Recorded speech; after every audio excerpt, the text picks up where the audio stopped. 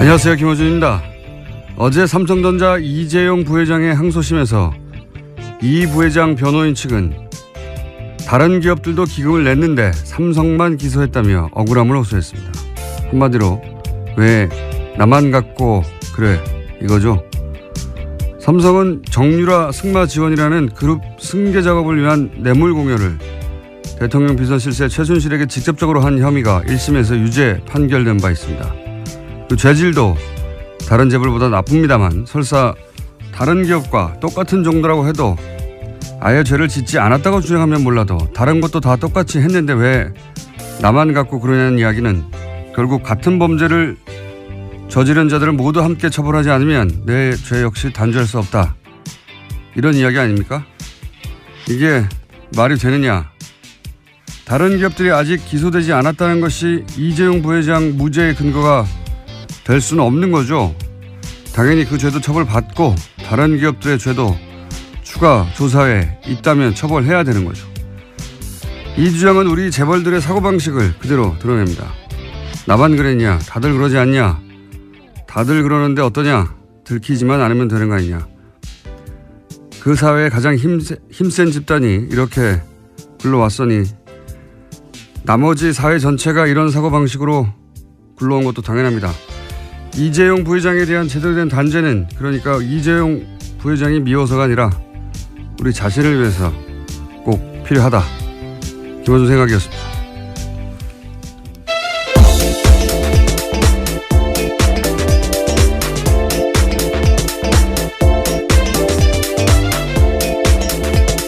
시사인의 김은지입니다.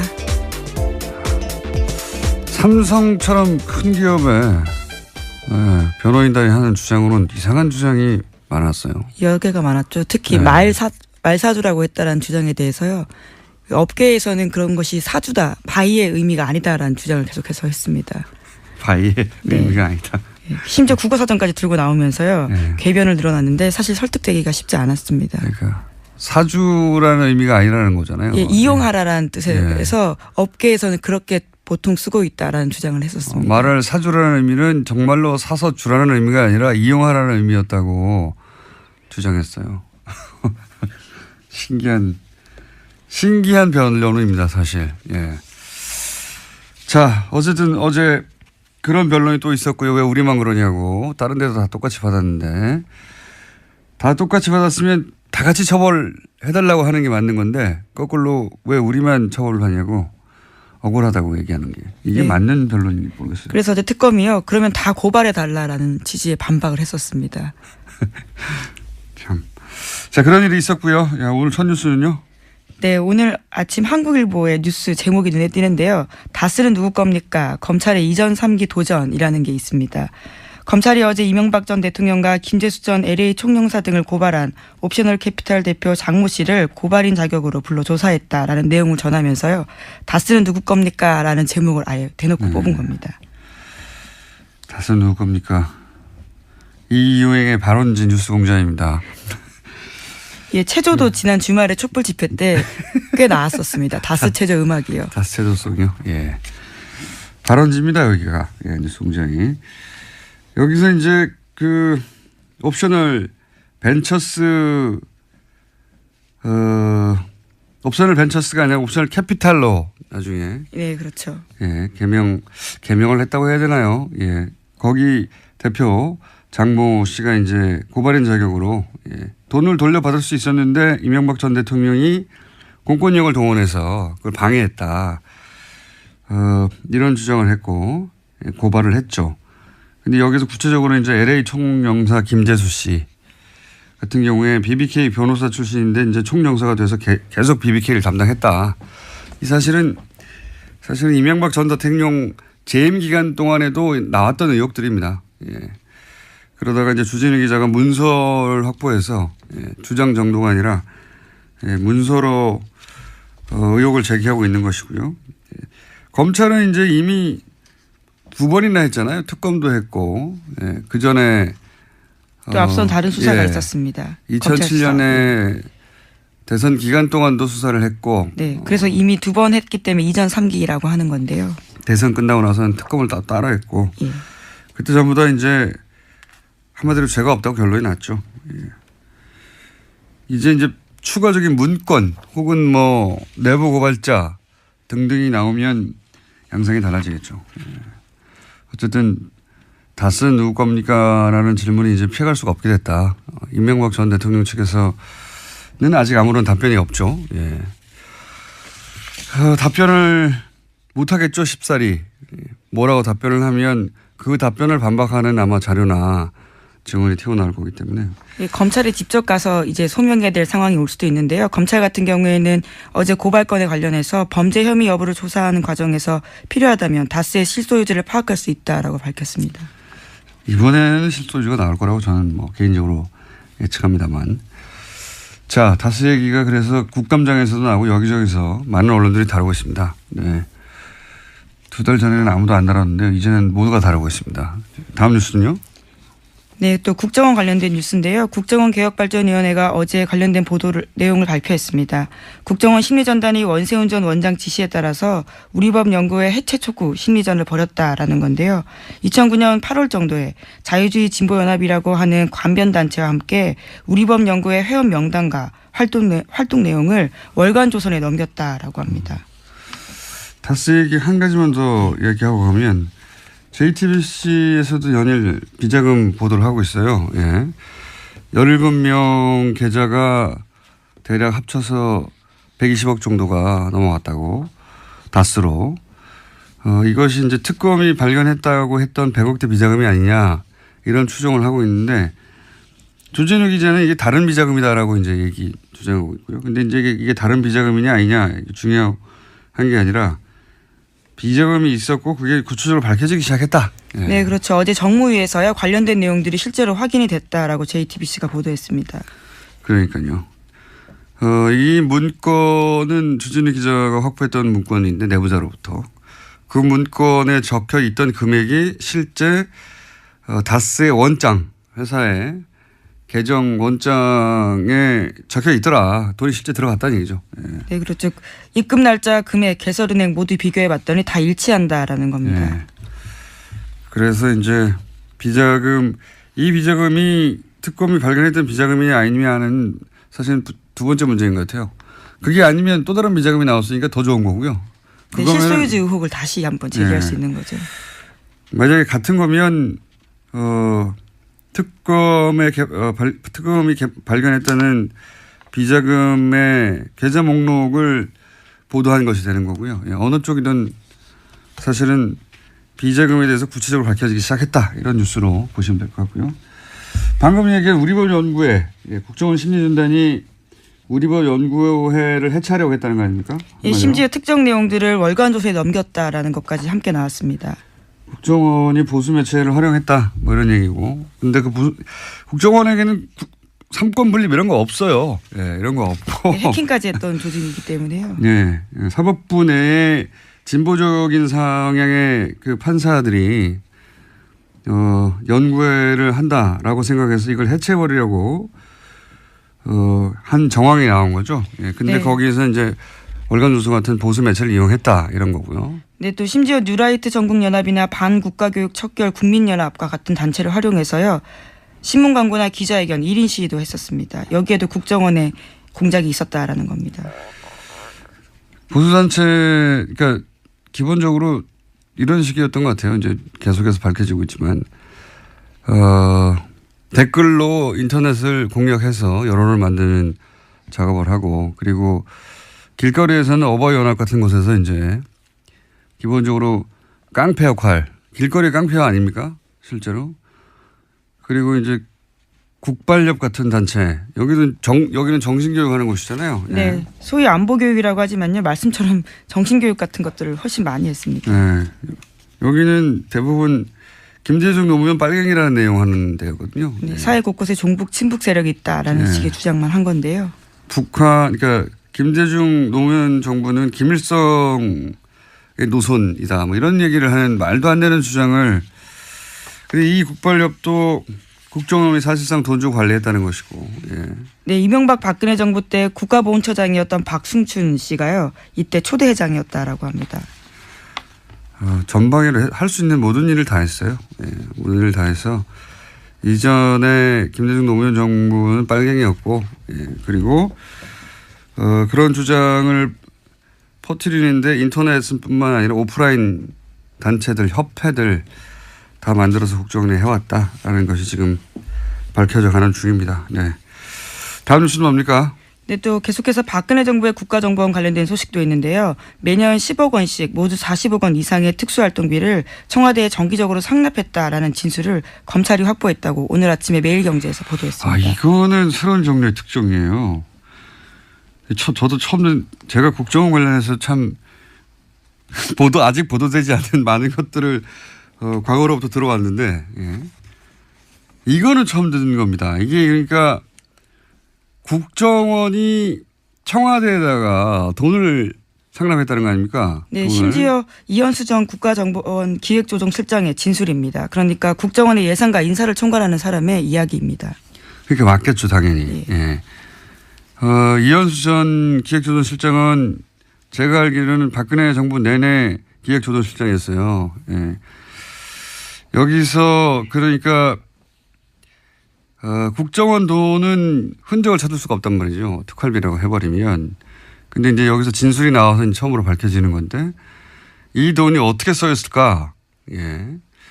이 돈을 예를 들어서 꼬리표가 없는 돈이니까 첫 번째 생각할 수 있는 건 개인 착복이 있을 수 있고요. 두 번째 생각할 수 있는 건, 선거 때 지원금이라든가, 예. 꼬리표가 안 남는 돈. 왜냐하면 청와대에 특활비가 따로 있는데 그리고 보수단체 활동 지원비는 기업단한테 뜯어냈잖아요. 그렇죠. 이제까지 네. 밝혀진 바로는요. 근데 가장 꼬리표가 안 남는 돈이 국정원 활동비인데 이 돈을 따로 40억이나 땡겨왔다는 거는 특별히 쓸 때가 있었다는 얘기겠죠. 예. 네, 우선 건넨 사람은 특정했습니다. 안봉근 제2부속비서관과 이재만 총무비서관에게 건넸다라는 건데요. 두 사람한테 다시 물어보면 또 어디로 갔는지가 나올 것 같습니다. 자기들이 먹었다고 하기도 그렇고. 예. 안봉근 이재만 소위 이제 문고리 3인방 중에 2인방은 사실은 매우 아무것도 아닌 혐의. 국정조사 때 불렀는데 안 왔다. 이거 그렇죠. 가지고 재판받고 있거든요. 아주 경미한 혐의입니다. 이건 뭐 벌금형도 나올까 말까인데 제대로 된 건이 하나 걸렸네요. 예. 특활비를 40억을 받아가지고 두 사람이 직접 받았다. 이 특활비를 어디다 썼느냐. 이건 굉장히 새로운 뉴스입니다. 네, 준 사람이 한 진술입니다. 그러니까요. 액수도 특정됐고 받은 사람도 특정됐네요.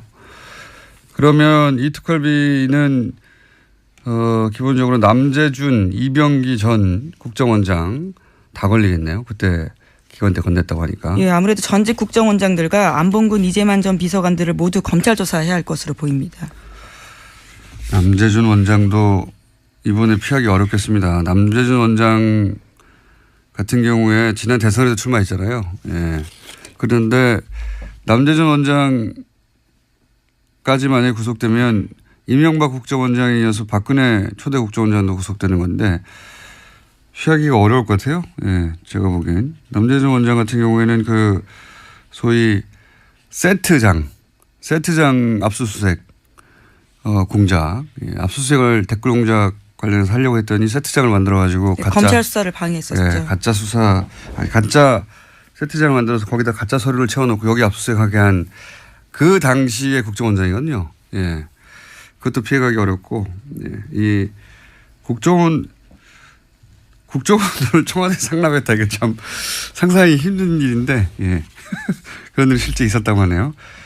남재준 원장은 또 제가 보기에는 이렇게 걸리기 시작하면 유성 씨, 서울시 네, 그렇죠. 간첩 조작 사건 이때도 국정원장이었거든요. 예, 그렇습니다. 예. 이때 국정원이 유성 씨를 간첩으로 몰기 위해서 중국과 북한의 출입 기록을 조작했다가 중국 측이 그 기록 조작이라고 하는 바람에 들켰잖아요. 그때 당시도 간첩 만들어내는 사건이죠. 완전히. 네, 완전 조작한 사건입니다. 예. 심지어 외교적으로 아주 큰 망신을 당한 사건인데요. 아주 완전한 조작으로 간첩 하나를 만들어낸 사건인데 이때도 국정원장이었기 때문에 사실 저는 남재준 원장은 이 사건에 관련해서 법적 책임을 져야 한다고 생각해요. 직접적으로. 이게 가장 악질적인 공작이란 말이죠. 당시 이제 댓글 2013년 소위 이제 대선 직후에 댓글 때문에 이제 위기에 받았던 국정원이 사실 물타기로 만들어낸 사건이거든요. 창조해낸 사건이에요. 완전히. 그래서 중국에서는 출입국 기록을 비롯해서 중국의 이제 사실관계를 우리 사법당국이나 당국이 이제 사실의뢰, 뭐라고 합니까? 사실의뢰? 이런 걸 하면 답이 없대요, 이때까지는. 그럴 거라고 믿고 아마 사실 조회를 했던 것 같습니다. 여태까지는 답이 없었기 때문에 중국의 출입국 기록을 조작해도 이번에도 그냥 넘어갈 수 있을 거라고 생각해서 했겠죠. 근데 중국이 하필이면 유호성 씨가 화교라서 답변을 한 것 같아요. 그 가짜라고. 그러면서 들킨 건데 만약에 그렇게 들키지 않았다면 1,000원이죠. 1,000원. 들키지 않았다면 유호성 씨는 아마 평생에 감옥에 갔을 거고 가족들은 파탄이 났겠죠. 인생 전체를 파괴하는 공작이기 때문에. 그 당시에 심지어 그래서 새누리당이요. 오히려 중국 영사관에 대해서 종북 북한과 연관되어 있다는 식의 주장까지 했었습니다. 윤상현 의원 같은 분들도 그런 이야기 했었고요. 네. 결국은 중국이 우리 국정원이 한 공작을 다 폭로하게 만들었더니 중국 당국도 종북이라고 주장을 했던. 근데 결국 다 밝혀졌죠. 자신들이 조작을 했던 것이. 네. 조작했던 국정원 직원들 같은 경우에 일부가 아주 경미하게 처벌을 받기도 했었습니다. 그리고 그 조작을 시킨 당사자 블랙 요원 같은 경우에는 뭡니까? 자살 기도를 한 적이 있습니다. 번개탄 자살 기도를 한 다음에 단기 기억 상실이 걸렸다고. 딱 그 부분만 기억이 나지 않는다라고 증언을 했습니다. 거부하고 했었죠. 코미디 같은 일이었는데 당시에 국정원장이었습니다. 근데 청와대는 돈을 상납했다. 참 상상을 초월한 일들이 벌어졌었어요. 박근혜 정부 때. 자, 다음 뉴스는요. 네, 또 국정원과 관련된 소식이 하나 더 있는데요. 댓글 사건 수사 때 가짜 사무실 꾸렸다라는 국정원 직원들이 있습니다. 이와 관련해서 검찰의 참고인 조사를 받던 국정원 소속 변호사 기욱 씨가 숨진 채 발견됐습니다. 자신의 승용차에서 숨져 있었는데요. 번개탄을 피운 흔적이 남아 있었지만 유서는 발견되지 않았습니다. 국정원 관련 사건은 터지면 이렇게 꼭 한 사람씩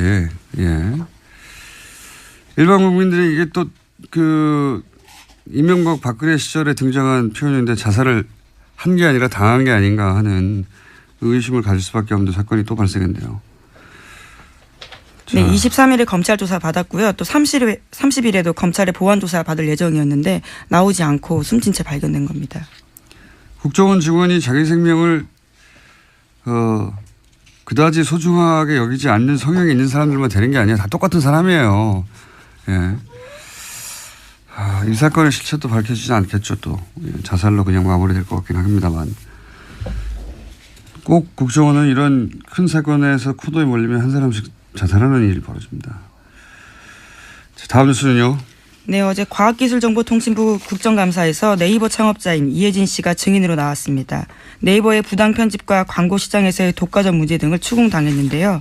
뉴스 공정성과 관련된 질의가 집중됐지만 이 창업자 같은 경우에는 글로벌 투자에만 담당하고 있어서 현안을 파악하지 못한다라고 답변을 피해갔습니다. 요 사안은 저희가 잠시 후에 민원연과 함께 짚어볼 예정인데 핵심은 뉴스 서비스는 포기하지 않겠다는 것 같고요. 예. 그 그리고 이제 네이버는 기본적으로 억울하다는 입장인 거죠. 현재까지는. 예. 요 사안은 그리고 이제 국민의당에서는 국민의당뿐만 아니라 모든 정당이 그렇게 얘기합니다. 특정 시점에 이제 특정 어떤 기사 배치를 보고 자기들에게 불리하게 배치됐다고 주장하는 경우 많이 있고요. 이 사안은 민원연이 사실 지난 대선 때 일부 전체를 분석하기에는 네이버가 워낙 방대하기 때문에 일부 분석을 한 적이 있습니다. 그래서 잠시 후에 만나기로 하겠고. 자, 뉴스 하나 정도 더 전할 거 있을 것 같습니다. 남은 뉴스가 많은데요. 어떤 걸 하면 좋을까요? 뉴스공장과 관련된 것도 있고요. 자유한국당 관련된 게 있고 트럼프 관련된 게 있습니다. 뉴스공장 관련 제목을 하나 하고요. 트럼프 관련한 제목을 하나 하죠. 예. 네, 오늘 아침 경향신문 보도인데요. 더불어민주당 박홍근 의원이 뉴스공장과 관련해서 국회 입법조사처에 관련된 내용을 질의하고 답변을 받았다라고 합니다. 지난 국정감사에서 뉴스공장이 불법이다 아니다 이런 이야기가 많았는데요. 그와 관련한 판단할 기준이 없다라는 것이 입법조사처에서 예. 답변이라고 합니다.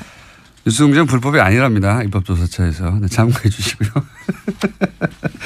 자, 입법조사처 감사하고요. 다음 미국 트럼프 얘기는 뭡니까? 네, 트럼프 미국 대통령의 대선 캠프 자장을 맡았던 폴 매너포트라는 사람이 있는데요. 이번에 특검에서 1호 기소가 되었다라고 합니다.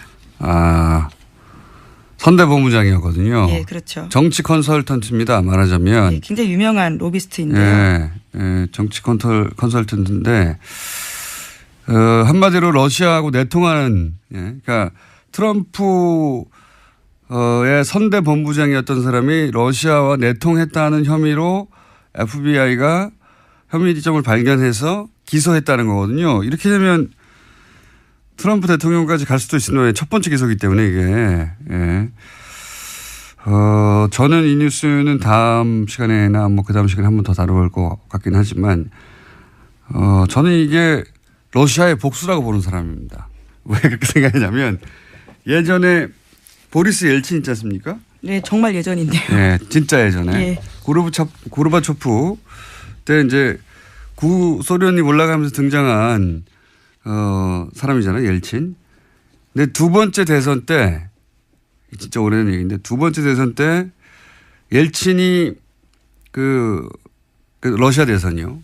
구소련 해체된 이후에 그때 미국의 정치 컨설턴트가 거기 대선에 개입합니다. 러시아 대선에. 개입했다기보다는 고용을 했다고 봐야 되나요?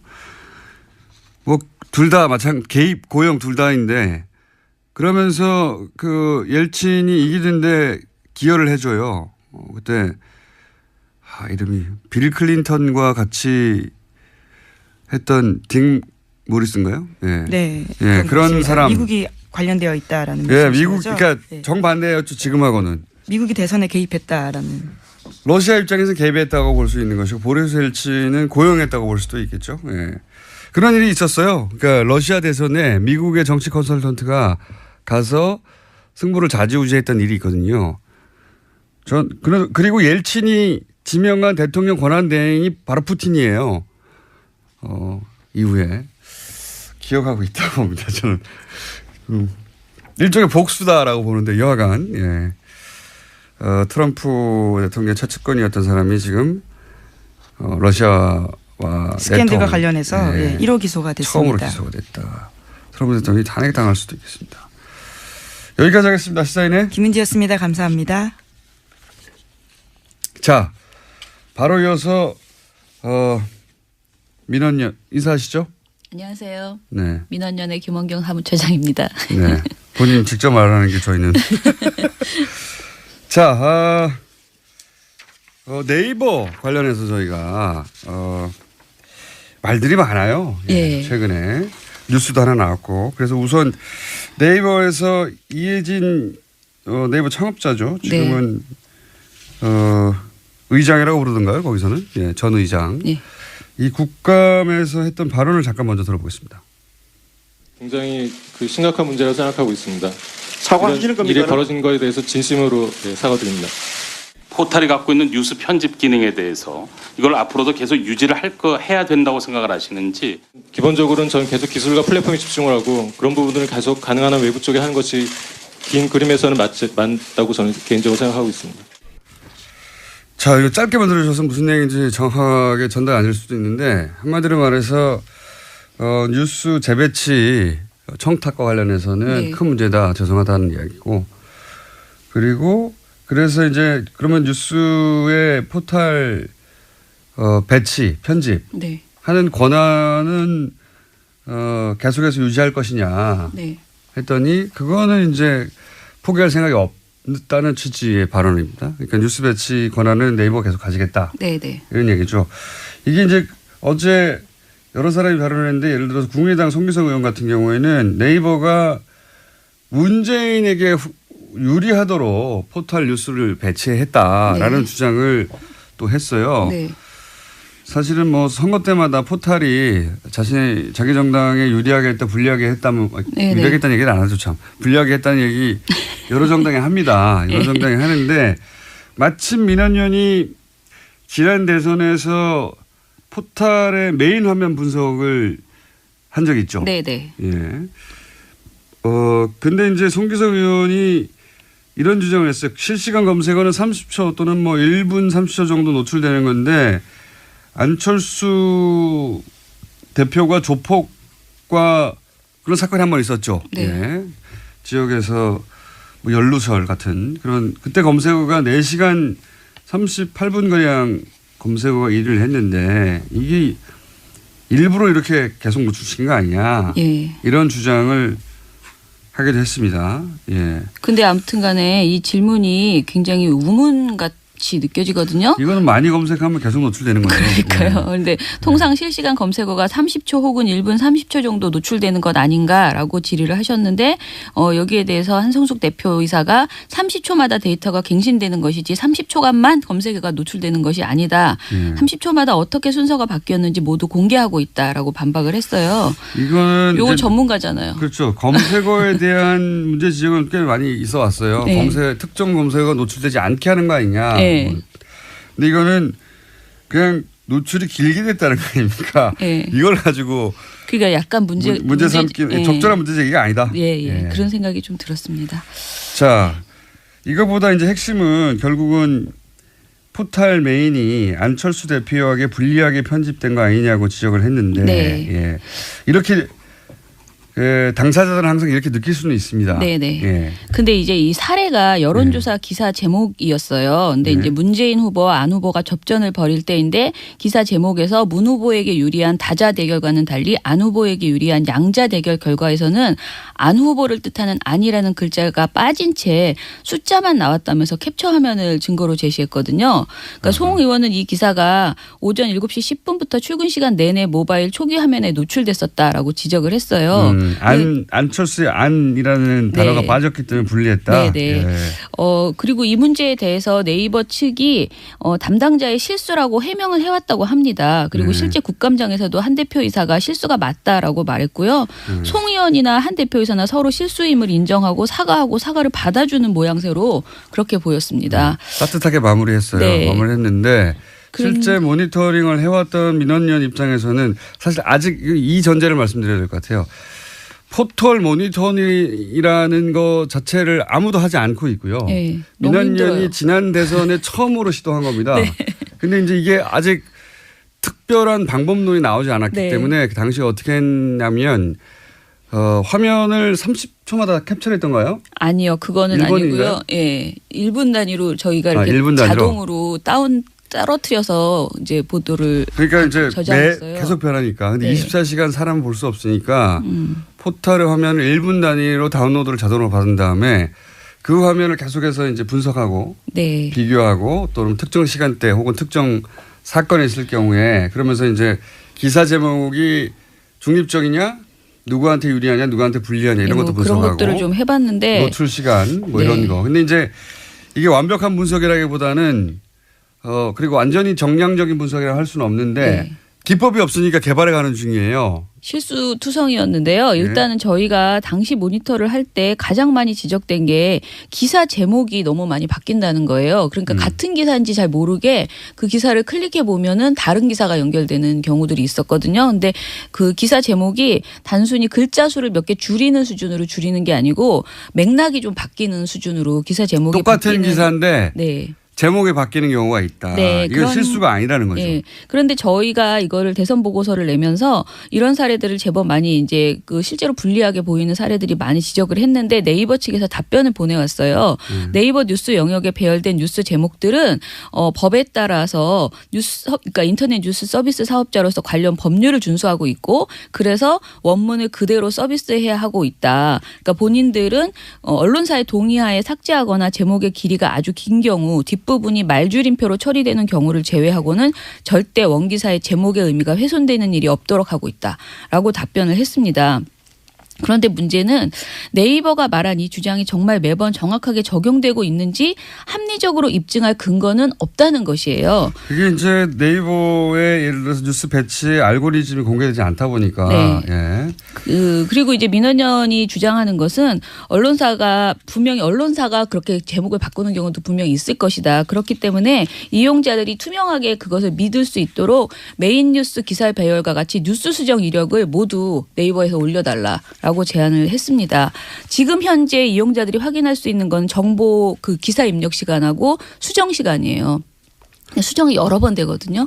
이런 것들을 다 밝혀달라고 했습니다. 오늘 내일 한 번 더 해야 되겠네요. 이 사안은. 왜냐하면 아니야. 지금 아니야. 왜냐하면 시간이 너무 짧아요. 이 사안 그러게 말이에요. 중요한 사안인데 네. 그러면 짧게 내일을 예고하자면 네. 국민의당에게 불리하게 적용했다고 안자가 네. 빠졌다고 사례를 제시했는데 네. 거꾸로 국민의당이 굉장히 뭐랄까요 특정 정당 여기서는 국민의당 사례가 나왔으니까 국민의당이 안철수 대표 당시 후보가 굉장히 유리하게 네. 장기간 노출됐던 다른 정당의 경선 과정보다 그런 사례도 있어요. 네, 있습니다. 네, 저희가 이 사례가 대표적으로 불공정하다고 해서 왜냐하면 다른 정당과 비교를 통해서 노출의 시간이나 이걸 통해서 이건 지나치게 불공정하게 노출됐다고 민원연이 찝은 사례가 하필이면 또 안철수 후보 사례였거든요. 국민의당이 유리한 게 아니고 민주당이 매우 불리하게 된 그렇죠. 사례가 있습니다. 네. 네. 결과적으로 국민의당이 유리하게라고 말할 수 있죠. 왜냐하면 두 당을 비교했었거든요. 당시에. 네. 그런 사례도 내일 한번 얘기를 하고요. 네, 내일도 나오세요. 왜냐하면 구체적으로 얘기해야 되는데 구체적으로 얘기하려다 보니까 이야기가 너무 길어질 것 같아가지고요. 네. 그렇지 않으면은 또 근거 없이 얘기했다고 그럴까 봐. 민원연은 다 데이터가 있습니다. 대선 보고서에도. 그래서 오늘 하고 싶은 이야기의 요약은 이거 아닙니까? 이런 문제가 반복될 것이다. 네. 그러니 투명한 기준을 만들어야 될 것 같다. 이런 얘기죠. 그 본인의 영향력을 일단은 인정을 했잖아요. 네이버의 영향력을. 영향력을 인정을 했고 그리고 실제로 이것이 이제 그 뉴스 현재 포털 모바일 뉴스에 대해 그 의존하는 비율이 굉장히 높단 말이에요. 점점 더 높아지죠. 예, 네. 그러니까 그 영향력만큼 투명하게 하고 특히 이 모니터링을 왜 의사들이 의료사고가 나면 의사가 입증해야 된다 이런 말 하잖아요. 근데 저희가 뭔가를 이렇게 지적을 하면 맨날 아니다. 뭐 근거가 없다. 그렇죠. IT 이렇게 전문가가 하는데 아니라서 모른다. 네, 본인들이 저는 입증하는 시스템을 저는 보여줘야 된다라고 생각이 듭니다. 네. 그러니까요. 이 문제는 저는 앞으로도 계속 나올 것 같아요. 예. 네, 계속 나올 것 같은데 저희도 그래서 계속 관심 있게 지켜보고 있고요. 민원연이 지난 대선에 처음으로 초기 형태이긴 하지만 모니터링을 해서 결과치를 가지고 있어요. 그걸 가지고 내일 좀 더 자세히 얘기하죠. 오늘 맛보기만 네, 했습니다. 알겠습니다. 지금까지 민원연의 김원경 사무처장이었습니다. 감사합니다. 감사합니다.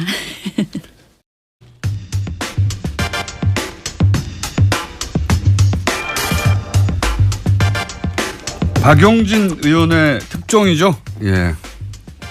4조 5천억대 이건희 삼성 회장의 사명재산에 대해서 과세가 제대로 이루어지지 않았다. 지난주에 문제 제기하셨고. 네네. 지금 금융위에서 이제 여기에 대해서 과거의 입장과는 좀 입장을 바꿔서 네. 세금을 내도록 하겠다. 이렇게 입장을 바뀌었죠. 예. 뭐 아무리 급해도 인사는 하게 해주셔야죠. 아, 그러시군요. 예, 저 국회의원 박용진입니다. 안녕하세요. 네. 그렇군요. 인사를 지금 했어야 돼요. 어제 그러니까 16일 날 예. 첫 국감 때 금융위원회 입장은 내 돈이라도 남의 이름으로 넣어놔도 상관없다. 그렇죠. 그러니까 차명 계좌도 실명 재산이다. 저는 이게 이해가 안 가거든요. 그러니까 그 상식 밖에 얘기를 하니까 그대로 얘기해 드리면 네. 금융실명제 이후 93년입니다. 이후에 개설된 계좌에서 도명, 차명, 남의 이름이든 다른 그렇죠. 사람 그렇죠. 또 혹은 남이 모른 채 또 훔쳐서 거기다가 돈을 넣은 그런 경우도 있었으니까요. 네네. 김영철 변호사 같은 경우. 다 실명 계좌다. 그래서 비실명 자산이 아니다. 이렇게 금융위가 얘기를 했었잖아요. 그렇죠. 저는 이 논리 자체가 근본적으로 이해가 안 갔거든요. 다른 사람의 이름을 했으면 무조건 금융실명제 위반이라고 생각하고 있었는데 금융위는 비실명 자산이 아니다. 주인이 있는 돈은. 그래서 금융위가 욕을 먹었던 거고요. 네. 이번에도 결국은 아마 금융위 사상 처음으로 이렇게 백기투항이라고 하는 소리를 들을 만큼 입장을 바꾼 거예요. 이번에는 입장을 바꿨죠. 예, 어떻게 아마 바꿨습니까? 금융위가 어저께 오전에 금융위원장이 저한테 대답을 한 것은 이제 세 가지 조건이 있습니다. 네. 검찰 수사 결과, 네. 국세청의 조사 결과, 그리고 금융감독원의 검사 결과 이 세 가지 경우에 국가기관에 의해서 확인이 되면 차명계좌임이 확인이 되면 남의 돈을 넣어놓은 게 확인이 되면 그거는 금융실명법 5조에 해당하는 비신명 재산으로 봐서 과징금 및 과세 대상입니다. 라고 확인을 한 겁니다. 그래서 제가 역으로 다시 물었습니다. 삼성 특검에 의해서 이건희의 계좌 1199개는 모두 다 차명 계좌인 게 확인된 거죠. 그렇습니다. 그러면 아까 얘기한 그 부분이 맞죠? 얘기를 해서 이건희 차명 계좌 역시 금융신명법 5조에 해당한다라고 확인을 해 준 거고 과세 대상의 길을 열어놓은 거죠. 우선 첫 번째로 해내신 일은 박영진 의원님이 해내신 일이기 때문에 이거는 박수를 받아야 되는데 과징금 대상으로 만들어 온 거죠. 그렇습니다. 네. 이전에는 과징금 대상이 아니라고 16일 날까지 버티는데 네. 이제는 그게 무너진 거죠. 이게 말이 도명, 차명, 실명, 뭐 비실명 나와서 그런데 금융위의 주장은 금융실명제 이후에도 다른 사람 이름으로 해도 네. 그게 자기 돈이기만 하면 금융실명제 위반이 아니다라고 주장한 거예요. 계좌를 연 사람이 실제 존재하는 사람이면 된다는 거예요. 이게 말이 안 되는 게 돈의 주인은 항상 있죠. 누군가가 자기가 그 돈의 주인이라는 걸 숨기려고 차명으로 한 거를 막겠다고 실시한 게 금융실명제인데 네. 금융실명제 근본적인 취지에 위반되는 해석이죠 이게. 그렇습니다. 금융실명제 도입 취지에도 위반되고요. 국민적 상식에도 위반됩니다. 우리 국민들 은행 가서 계좌 하나 열려고 그러면 서류 몇 개에다가 서명을 하고 주민등록증 까야 되고 네. 자기가 누군지 다 밝혀야 되고 다 이런 과정을 거치는데 네. 돈 많은 사람 권력 있는 사람들은 네. 이런 과정 없이 그냥 이렇게 해왔다는 거예요. 다른 사람 숨기고. 근데 그것도 불법이 아니라는 거 아닙니까? 불법도 아니고 세금도 더 많이 안 때린다 이런 거죠. 그러면 금융실명제가 아닌 거죠. 금융실명제가 거꾸로 서 있었던 거죠. 그거를 이번에 근데 그게 이제 일반인들한테는 적용이 안 돼요. 재벌들한테 그렇게 적용이 됐었다. 그렇습니다. 그거를 삼성 이건희 회장의 비자금 4억 5천 세금이 어떻게 됐지 찾다가 발견하신 거고. 그렇습니다. 예. 금융위는 그게 맞다고 주장하다가 이제 이 시대가 바뀌었구나. 네. 이게 우리 이렇게 가면 큰일 나겠다. 삼성만 봐주려고 이렇게 했던 거 아니야? 라고 하는 지적에 이제 손을 든 거고. 그렇습니다. 네. 그래서 그거 비설명 재산 맞습니다라고 인정한 거죠. 네. 그렇습니다. 그래서 이제 과세 대상의 길을 열었죠. 과세 대상. 근데 이제 문제는 이런 지적도 합니다. 과세 대상이 되긴 했는데 과세만 해가지고는 뭐 1,000억대밖에 안 되지 않냐. 네. 지난 시간에는 과징금까지 합치면 뭐 조 단위가 나올 거라고 말씀하셨는데 네. 너무 싸지 않냐. 이거 세금 조금 내는 길로 가긴 했는데 과징금으로 가는 방법이 없어져서 오히려 더 뭐랄까 충분히 단죄하지 못한 거 아니냐. 그 법에 그렇게 정해져 있다라고 하는 걸 전제로 일단 말씀드려요. 그러니까 93년도 김영삼 대통령이 저녁 8시에 느닷없이 금융실명제를 발표하는 걸 기준으로 해서 엄청 박수 받았죠. 네, 그 이전에 만들어 놓은 계좌는 과징금 및 과세 대상. 네. 그 이후에 만들어 놓은 것은 과징금 대상은 아닌 과세 대상. 이렇게 네. 분류가 되어 있습니다. 네. 그런데 실제 오전에 너무 많은 관심과 주목을 받는 바람에 오전에 드디어 이건희 차명 계좌에 대한 과세길이 열렸다. 이 뉴스에 집중하는 바람에 국감에서요? 예. 네. 어제 오후에 제가 했던 중요한 발언을 아무도 기사화를 안 했어요. 그래서 알려지지 않았나요? 예. 그래서 제가 지금 말씀을 드리면 네, 오후 국감의 질의에서 숨겨놨던 네. 비장의 무기. 네. 자, 금융위는 뭐라고 그러느냐면 1199개 이건희 차명 계좌 중에 20개는 93년 이전에 만들었다. 잠깐만요. 이게 이제 법이 93년 이전의 것만 과징금을 내게 돼 있어요. 네, 그렇습니다. 법 자체가 그래요. 이거는. 예. 그러니까 93년 이후에 만들어진 이런 차명은 그러니까 거기서 추가 발생한 세금만 내게 돼 있는 거거든요. 네. 세율을 높게 해가지고 90%까지. 그렇습니다. 90. 그래서 거기서 이득이 발생하면 90%는 가져가겠다. 네. 이런 건데 지금 과징금은 50%를 가져갑니다. 원금의 50%를. 예. 네. 그러니까 과징금은 그 추가적으로 발생한 수익의 일부를 가져가는 게 세금이라면 예. 과징금은 그냥 원래 있던 돈 반 가져가는 거예요. 그렇습니다. 그러니까 이게 징벌적이기 때문에 훨씬 크단 말이죠. 그런데 과징금 대상이 지금 아니면 4조면 2조를 과징금으로 가져갈 수도 있는 건데 제가 이제 이 문제는 어떻게 되냐 이거죠. 처음 여기 나왔을 때도 그 말씀을 드렸어요. 네. 20개만 과징금 대상이고 93년 이전에 만들었고 지금 현재 계좌 중에는 93년 이전에 만들어진 게 20개밖에 없다. 네. 그리고 그 나머지만 나머지는 그래서 과징금 대상이 아니다. 그 얘기를 듣고 깜짝 놀랐어요. 대한민국에서 누구도 그걸 몰랐거든요. 그런데 우리가 막 조지다 보니 금융위가 조지다. 그거 저 표준어입니다. 네, 표준어입니다. 다소 저속한 표준어입니다. 이렇게 뒤를 캐다 보니 그 금융위원회에서 그동안 꽁꽁 숨겨놨던 자료를 막 우리들한테 제공을 합니다. 수긍하다 그런데 보니까. 그중에 우리 황당했던 게 아니 상속재산이라더니 87년에 돌아가신 분이 어떻게 그 93년 이후에 개설할 수 6년이나 지나서 그거를 줬단 말이야. 이게 무슨 말이야 하고 황당했다는 거죠. 그러나 어쨌든 그 조사 결과 20개만 93년 이전에 했다고 그러니 그 20개만 과징금 대상인가 보다. 그러나 그 20개는 실명 전환을 했다. 이렇게 해서 과징금 대상에서 빠져나갔다라고 우리한테 설명을 했단 말이에요. 오후 질의에 우리가 뭘 물어봤냐면 그 20개가 원래는 이건희 명의가 아니죠. 이건희 명의가 아니었습니다. 차명이었습니다. 그러면 재산이고. 실명 전환을 할 때 이건희 명의로 했습니까? 그랬더니 아니요. 다른 사람 명의로 했습니다. 그럼 여전히 비실명 그러면 재산이고. 오전에 얘기했던 차명계좌가 검찰 조사에 의해서 확인된 차명계좌는 비실명 재산으로 금융실명 5조에 의해서 과징금 및 과세 대상이라고 하였으니 이건희 명의로 바꾼 게 아니라 삼성의 김 과장에서 삼성의 이 과장으로 바꿨네요. 그렇습니다. 그럼 그것도 대상이죠. 아 그렇네요. 이렇게 답이 나왔어요. 그리고 또 하나. 과징금 대상을 20개를 찾으셨고. 찾았습니다. 그다음에 1199개 중에 176개는 실명으로 본인인 것이 확인되어서 징계 대상이 아니어서 빼놓은 거예요. 검사 대상이 아니었던 거예요. 근데 그거는 그 176개입니다. 근데 176개는 과징금 대상인 93년 이전 건지 이후 건지를 그것도 확인을 안 한 거예요. 거기서. 우리한테 보고도 안 했어요. 그러면 그래서 176개를 물었죠. 찾아봐라. 그 176개는 이건희 명의냐 아니냐. 이건희 명의가 아닙니다. 다 명의가 아니니까. 그러면 오전에 확인한 대로 이것도 차명계좌 이것도 비실명. 검찰 조사에 의해서 확인된 비실명 재산 그러면 금융실명법 5조에 대해서 과징금 혹은 과세 대상 맞죠? 이게 맞네요.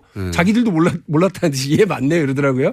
그럼 그 확인이 된 거죠. 그러면 이제 금감원이 전수조사를 해가지고 그걸 가져오면요. 이제 시즌2, 시즌3가 열립니다. 왜냐하면 요 되게 중요한 포인트인데요. 2명이 확인이 된 바가 있습니다. 여태. 한 명은 김용철 변호사입니다. 제가 쭉 얘기했죠. 이분은 50억짜리. 팀장, 부사장급 정도의 팀장인데 자기 계좌에 자기도 모르게 50억이 들어가 있었더라라고 얘기를 했습니다. 내 돈 아니니까 가져가라고 그랬죠. 그때. 근데 전체 4조 5천억 원 중에 50억 세 발의 피죠. 그런데 현명관 부회장은 현명관 사장은 자기 계좌에 2천억 넘는 이건희 재산이 차명으로 들어있다. 라고 한 적이 있죠. 내 돈 아니다라고 기자회견을 한 적이 있습니다. 그런데 현명관은 그걸 88년도에 개설됐다고 얘기를 합니다. 그런데 김용철은 그 돈이 자기 계좌는 93년 이후에 된 걸로 기억을 하고 있습니다. 중요한 건 뭐냐면 93년 이후에 근무했으니까요. 그렇습니다. 그 만일에 20개의 과징금 대상인 그 계좌에 현명관 것은 하나가 있죠. 나머지 한 10개 정도가 현명관하고 비슷하게 2천억씩 넣어놓은 게 있다고 한다면 과징금 대상은 어마어마해지는 거죠. 2천억 현명관 10개면 2조예요. 현명관 전 사장이 2천억이 있었다는 기자회견을 했었으니까 그것만 따져도 1,000억이 되네요. 과징금이면. 그렇습니다. 그러니까 아니죠. 그렇죠. 현명관 것만 따져도 1,000억이 되는 거죠. 그렇죠. 1,000억대가 되는 것이고 지금 의심하시기로는 그렇게 사장급들의 소위 93년 이전에 만들어진 20여 개의 계좌 확인된 일자가 확인된 이 계좌에 그렇게 덩어리들이 크게 있지 않겠는가. 그렇습니다. 그러니까 이것도 사실은 다른 경로를 통해서 들은 건데 1199개 계좌 중에 대부분은 소소하다. 소소한 게 10억에서 한 5, 60억 정도. 우리한테는 소소하지 않지만. 한 10개에서 15개 계좌 안에 2천억 규모의 덩어리들이 들어있다라더라라고 하는 거를 우리가 들었기 때문에 이번에 금감원으로부터 그 전수조사 결과를 받게 되면 말씀드린 것처럼 새로운 길이 열리는 겁니다. 시즌2가. 그러니까 일단 93년 이전에 개설되어 있던 차명계좌의 금액을 확인하면 그 금액들은 다 절반까지 과징금 대상으로 그렇습니다. 만들 수 있다. 과징금 및 과세 대상입니다. 그런데 그 덩어리들이 클 것으로 예상하고 있다. 그렇습니다. 지금으로서는. 그렇습니다. 현명관 전 사장의 기자회견을 견주어 보건데 그때 사장급들에게는 그렇게 큰 돈을 넣지 않았을까. 오래 근무한. 그렇습니다. 믿을 만한 사람한테 많이 주고 못 믿을 사람은 한 10억 50억 정도로 했던 것 같아요. 저도 못 믿을 텐데 삼성이. 제 계좌도 좀 활용해 줬으면 좋겠네요. 아니 저는 50까지 바라지도 않아요. 5천만 원 정도라도 어떻게 저렴하게. 그런데 중요한 건 어제 오전에 금융위원회가 자기들 창립 이후에 최초로 정치인에게 자기들의 잘못을 반성하고 손을 드는 거에는 여러 가지 이유가 있어요. 박용진 의원에게 했다는 아니 뭐 저도 잘났지만 그럼에도 불구하고 정권이 바뀌지 않았더라면 그리고 이 정부가 그런 의지가 분명하지 않았다면 어려웠을 거라고 봐요. 이명박 대통령, 박근혜 대통령 때는 이거 몰랐나요? 알고 있는 사람들이 있을 텐데 아무도 문제제기 안 하고. 알고도 쭉 그냥 간 거고요. 두 번째로는 공감이도 버텼겠죠. 우리 더불어민주당 의원들의 그 협업도 되게 잘했어요. 훌륭하게 잘해주셨고. 본인이 제일 잘했고 일단요. 그리고 이 방송의 힘도 대단했어요. 어쨌든 엄청난 압박이 되는. 저희도 잘했고 다 잘한 것으로. 그 덕분에 여기까지 온 것 같고요. 어제 오전에 일단 무너뜨려 놨으니까 이제부터 제가 말씀드린 시즌2, 시즌3로 가기 위한 추후 작업들은 계속해서 당 전체적으로 가겠습니다. 박용진 의원입니다.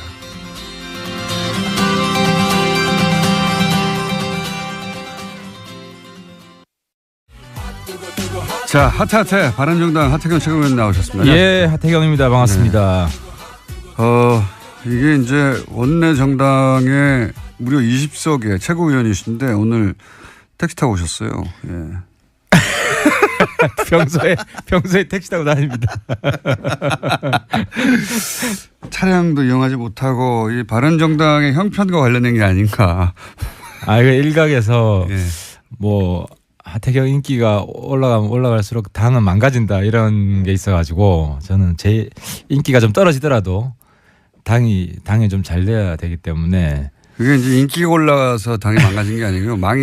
당이 망가져가지고 인기가 올라가고 있는 겁니다.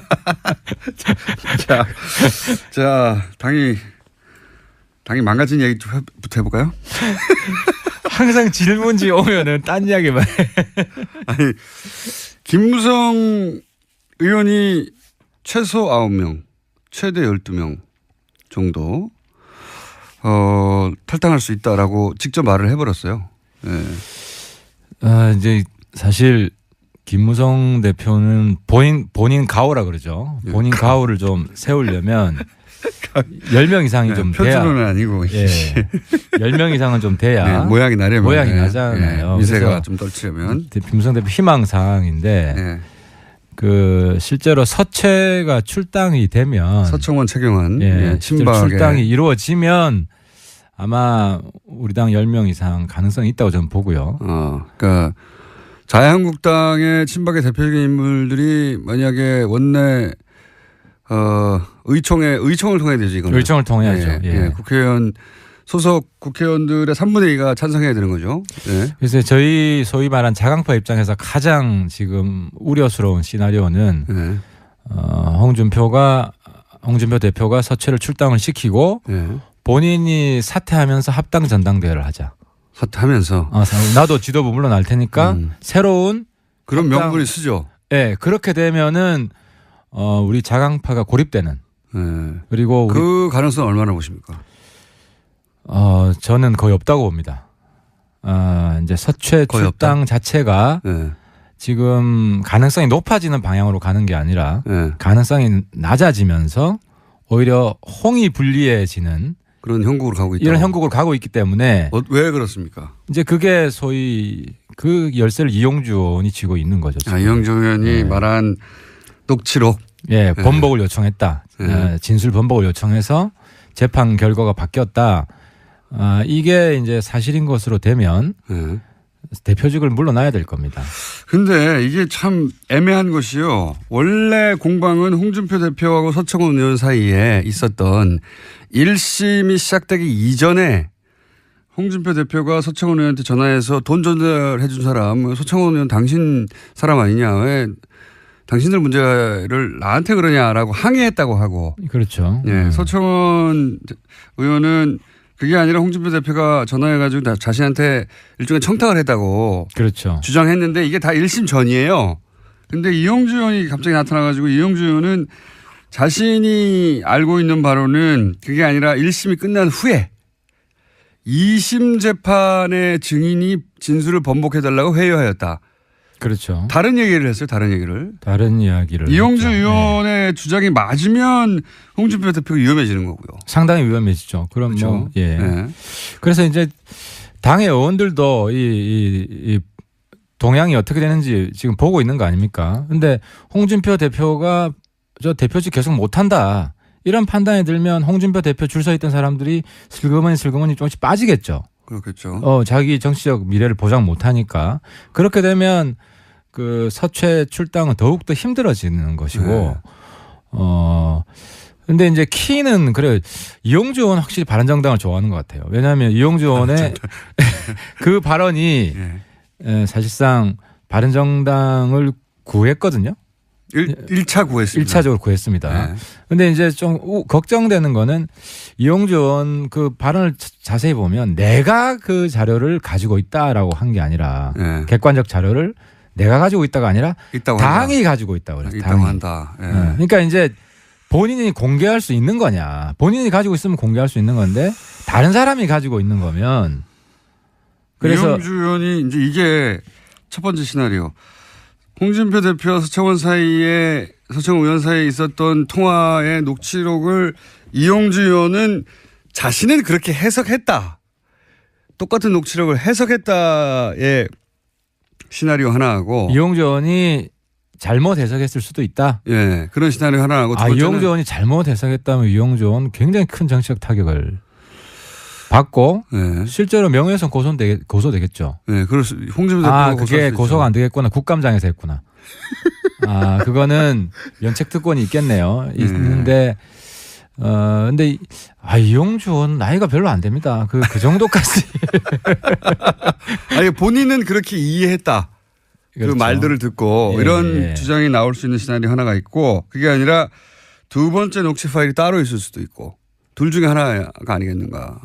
두 번 있을 수도 있죠. 두 번째. 서로 다른 녹취 파일이 있을 수 있죠. 왜냐하면 주장이 전혀 다른 주장이니까요. 이게 지금 이용주 의원이 언급한 녹취록의 존재가 이 사태를 어떻게 결론 나게 하느냐의 중요한 변수입니다. 그죠? 그렇죠. 결정적인 변수고. 근데 이제 국민의당에서 보면 또 박모 최고위원이 있더라고요. 그 국회의원 아닌. 있는데 그분도 공개적으로 그 홍준표 대표의 약점을 우리가 가지고 있다 하고 추가 발언을 했어요. 최고위에서. 구체적인 내용은 아니지만. 그래서 시사하는 내용을 발언을 했기 때문에. 근데 아무튼 국민의당 내부에서도 그것을 공개하는 것이 국민의당한테 유리하냐 불리하냐 논쟁이 있을 것 같아요. 왜냐하면 국민의당 내에서도 반 안철수 대표파가 있잖아요. 거기서는 빨리 바른정당에서 10명 이상이 한국당으로 가줘야 안철수 대표가 바른정당이랑 합당해서 소위 말하는 반 안철수 대표파를 고립시키는 것을 막는다라는 생각을 가지고 있기 때문에 그래서 그 내부에서도 이 공개 여부를 가지고 치열한 싸움이 있을 것 같고 누가 가지고 있냐 그 자료를 거기에 따라 달라질 것 같은데. 근데 어쨌든 의심 가는 사람이 있습니다. 근데 어쨌든 이용주 의원 힘내야 됩니다. 우리. 자, 그럼 변수 1 이용주 의원의 녹취록. 변수 2 그러면 자유한국당 내 변수로 소위 이제 초재선 의원들이 둘 다 물러가라. 그러니까 서청원, 최경환 탈당하고 자진 탈당 혹은 뭐 출당이라는 표현을 안 하는 거 보니 출당이라는 절차를 통해서는 어렵다고 생각하나 봐요. 아직은. 그러니까 자유한국당 내 의원 구성으로 따지자면 여전히 친박세가 절반, 최소한 절반 혹은 그 이상이 되니까 여전히 자신을 친박이라고 생각하는지는 모르겠으나 어쨌든 국회의원이 되는 과정에서 친박계 도움을 얻은 분들이 절반 이상 되니까 그 출당은 어렵지 않겠냐 생각해서 그러면 스스로 나가고 동시에 홍준표 대표도 스스로 사퇴하여 양쪽 모두 이렇게 물러나라 이런 주장이 있잖아요. 그런 주장이 강해질 겁니다. 특히 이제 같은 친박이라도 도움을 받은 정도가 굉장히 크다. 그게 아니고 그냥 뭐 일반적으로 그때 공천이 됐다. 이 강도가 다르거든요. 그래서 실제로 친박 내에서도 서최는 이제 좀 끝난 거 아니냐. 마음속으로는 그런 분들이 많아요. 과거 인물이 많은데 이제 두려운 거죠. 계속 힘을 쓸까 봐. 그럼 그다음 공천 때도 저분들이 힘을 쓸 수도 있으니까 이제 가만히 있는 건데 만약에 홍까지도 지금 위험하다라는 판단을 하고 있는 사람들이 있거든요. 이제 그러면은 다음 이제 차기를 노리는 사람이 생길 거 아닙니까? 그러면 이제 세력화를 지금부터 정우택 원내대표 노리는 거 같던데. 그러니까 지금 저희들 내부에서도 새로운 지금 주장이 나오는 게 한국당의 비박 비홍 새로운 세력 지금 조짐이 있다. 그러면 그 세력과 우리가 연대해서 정치권 빅뱅을 한번 시도해보자. 해쳐모여. 오히려? 해쳐모여. 그러니까 홍준표 대표 혹은 친박으로 상징되는 뭐 친박 혹은 극우 이쪽 빼고 나머지 좀 깔끔한 새로운 사람들하고 합리적인 사람들. 그렇죠. 사람들하고 지금 바른정당의 뭐 자강파까지도 포함하여 전혀 새로운 그림을 그릴 수 있지 않냐. 그렇죠. 그러니까 좀 지금은 가지 말고 좀 자제해라. 그게 제가 어젯밤 몇 분들과 이제 이야기를 나눈 건데 그런 흐름이 있으니까 이번 주에 한번 보자. 그런 새로운 흐름이 나오면은 전혀 새로운 판이 된다. 근데 김무성 전 대표 지금 김무성 의원은 이런 것과 무관하게 가겠다는 거 아닙니까 현재 스코어? 이제 김무성 대표는 제가 본 정치인 중에 가장 융통성이 있습니다. 네, 융통성이 있습니다. 그래서 그게 이제 나쁜 쪽으로 하면 48시간. 48시간 내에 항상 바꾸는 거 아닙니까? 이제 그런 게 있기 때문에 아마 내일 의총에서 우리가 내일 의총에서 크게 싸움은 안 할 것 같고 허심탄회하게 개개인의 미래에 대해서 생각을 해보자. 그러니까 당장 저는 김무성 대표가 거기 복당한다 그러면은 많은 사람들이 들고 일어납니다. 받지 말라고. 실제로 한국당 지지자 중에 이제 저 사람은 받으면 안 된다라고 하는 몇 분이 있다고 그랬잖아요. 김무성 대표도 그 한 분 중에 한 분. 그렇죠. 친박이 싫어하는. 하태경보다 김무성 대표는 더 받으면 안 된다고 그쪽 지지자들이 생각을 하기 때문에. 또 누가 있습니까? 김무성 대표 말고도 좀 있죠. 예를 들어서 내가 이름은 거명 못하지만 탄핵에 굉장히 앞장선 사람. 황영철 의원이요. 그리고 가장 탈당할 때 선도적을 한 사람들 이런 사람들은 남경필 의원이요. 남경필 선수. 뭐 남이사도 들어가죠. 그러니까 그 안에서 반발이 심한 사람들이 있고 그러면은 좀 수모를 주려고 그럴 거예요. 그렇겠죠 처음에는. 뭐 예를 들어 윤리위원회 해부해야 된다. 일단 들어오되 윤리위원회 먼저 해부하고. 거기서 뭐 다 검사하고 조사하고 들어가라. 검사하고.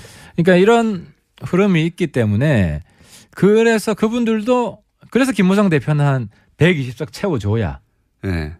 그래 12명 나온다는 거예요. 14명이죠, 그러면. 지금 14명입니까? 14명이 들어가야 이제 120석 채우니까. 그래야지 국회 선진화법에 의해서 사실은. 그렇습니다. 뭐든지 막을 수 있으니까. 그래서 거기도 당장 결행하기가 상당히 모양도 빠지고 또 낙동강 오래알이 될 수 있고 중간에 붕 떠가지고 여기도 못 가고 저기도 못 가고. 근데 이제 바른정당 안에도 통합파, 저는 탈당파라고 하는 게 맞다고 봅니다. 탈당파와 그리고 그 반대 자강파, 아니다 우리가 자강해야 된다. 이 파에서 또 분화해서 자강파도 통합파도 그러니까 자강파의 중심은 유승민 의원이었어요.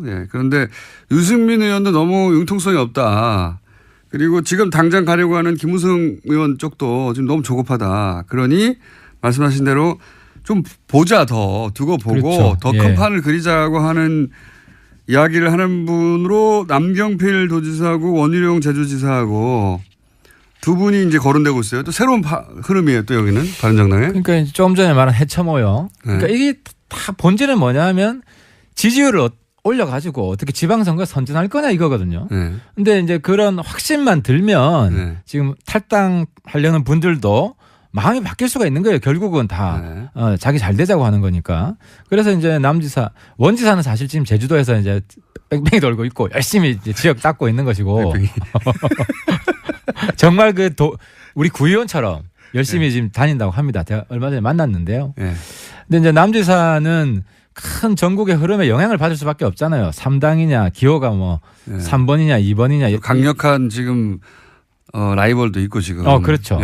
그래서 관심이 많은데 남지사 입장에서는 가장 모양 나게 명분 있게 어떤 정계 개편이 이루어져야 본인한테 유리하기 때문에 남지사가 지금 탈당파들을 계속 명분 없이 가면 다 죽는다 설득을 하고 있고 그래서 그렇지만 유승민 대표가 지금 절대 무조건 안 된다고 하는 것도 마음에 안 들고 지금 그죠? 남지사 입장에서는 그렇죠. 네, 남지사 입장에서는. 근데 유승민 대표는 뭐 한결같이 명분 없는 건 안 한다. 네. 본인은 뭐 본인의 성격으로 혼자 남더라도 계속 지방선까지 가겠다. 혹은 뭐 그 이후까지 계속 혼자 하겠다 이런 정도인 것 같아요. 강도가. 명분이 제일 중요하죠. 유 대표 입장에서는. 근데 거꾸로 유승민 대표가 이런 식으로 해서 혼자 남지는 않겠죠. 예. 하태경 최고위원도 옆에 있겠죠.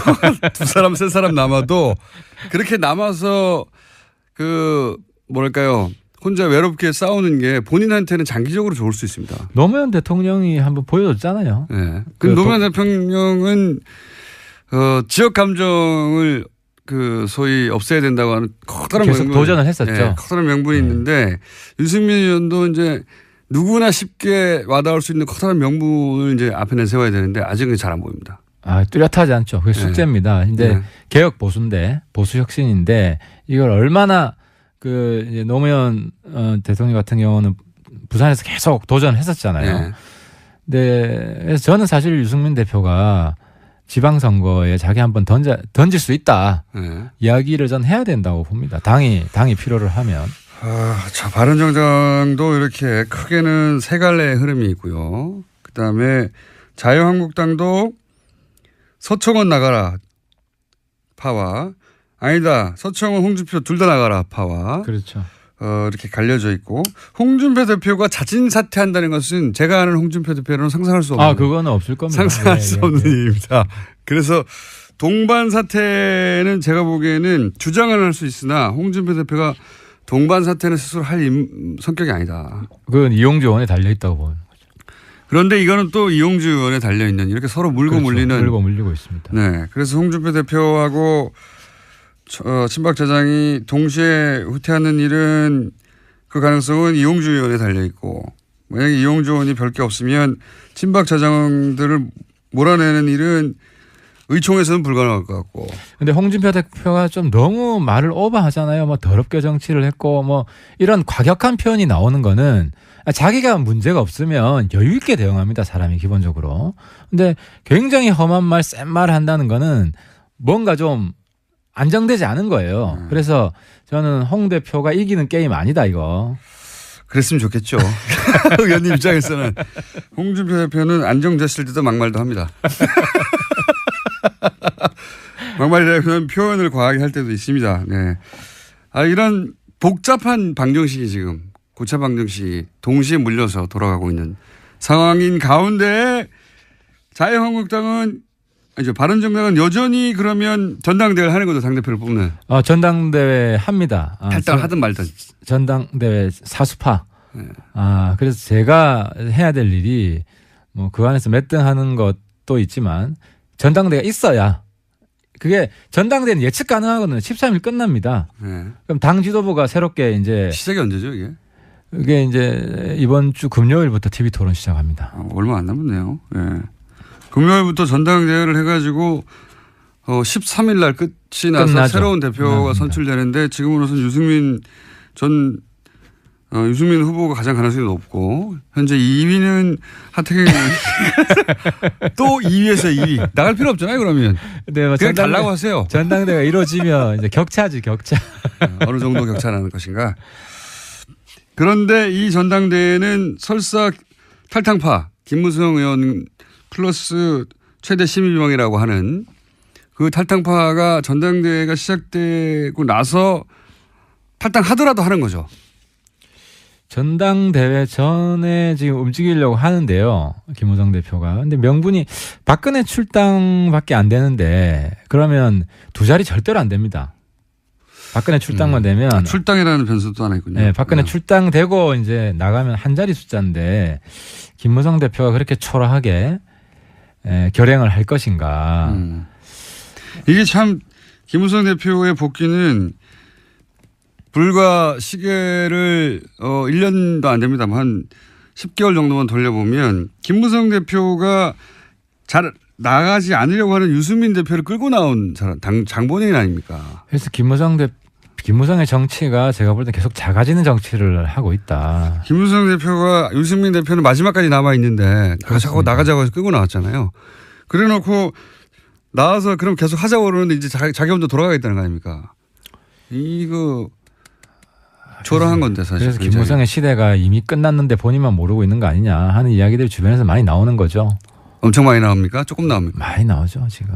예. 네. 그런데 어쨌든 돌아가는 길에 간판으로 내세울 분은 이제 이분밖에 없으니 이분은 근데 목적이 뭘까요? 이렇게 돌아가서 어떻게 하려는 거예요 본인이? 국회의원 한 번 더 하는 건 어렵지 않잖아요 본인 입장에서는.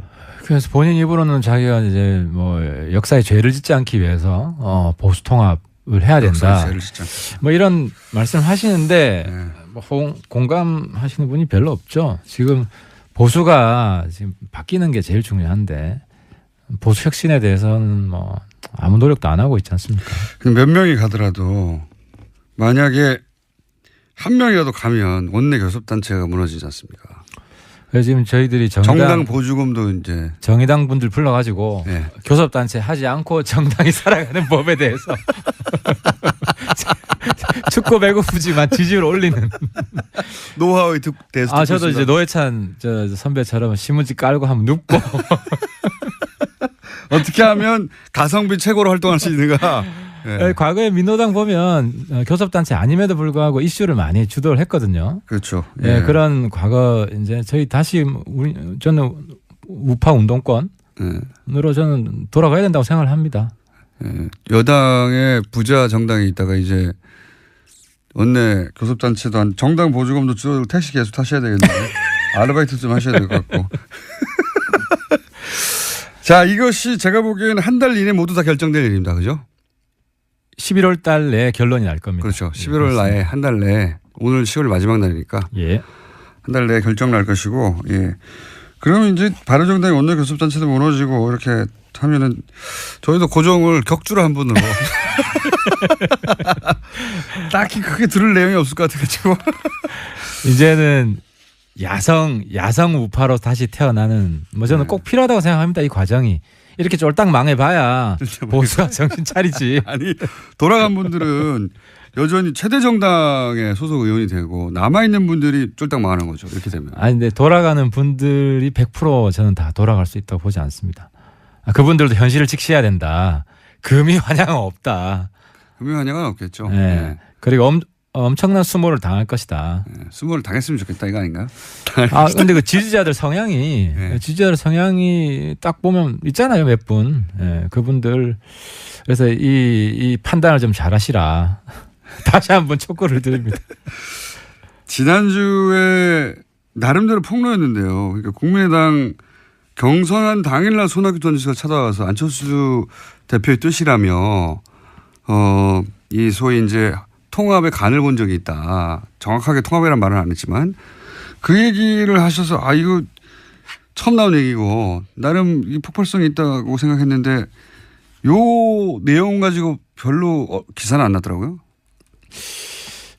뭐 많이들 알고 있었던 것 같아요. 그 검색해 보면 그날 기자들이 봤어요. 저하고 손학규 대표 만나는 걸. 그래서 몇 군데서 기사를 이미 썼어요. 근데 그게 거기에 안철수 대표의 뜻이 담겨 있다는 게 이제 처음으로 나온 거 아닙니까 지난주? 그렇죠. 처음으로 나왔죠.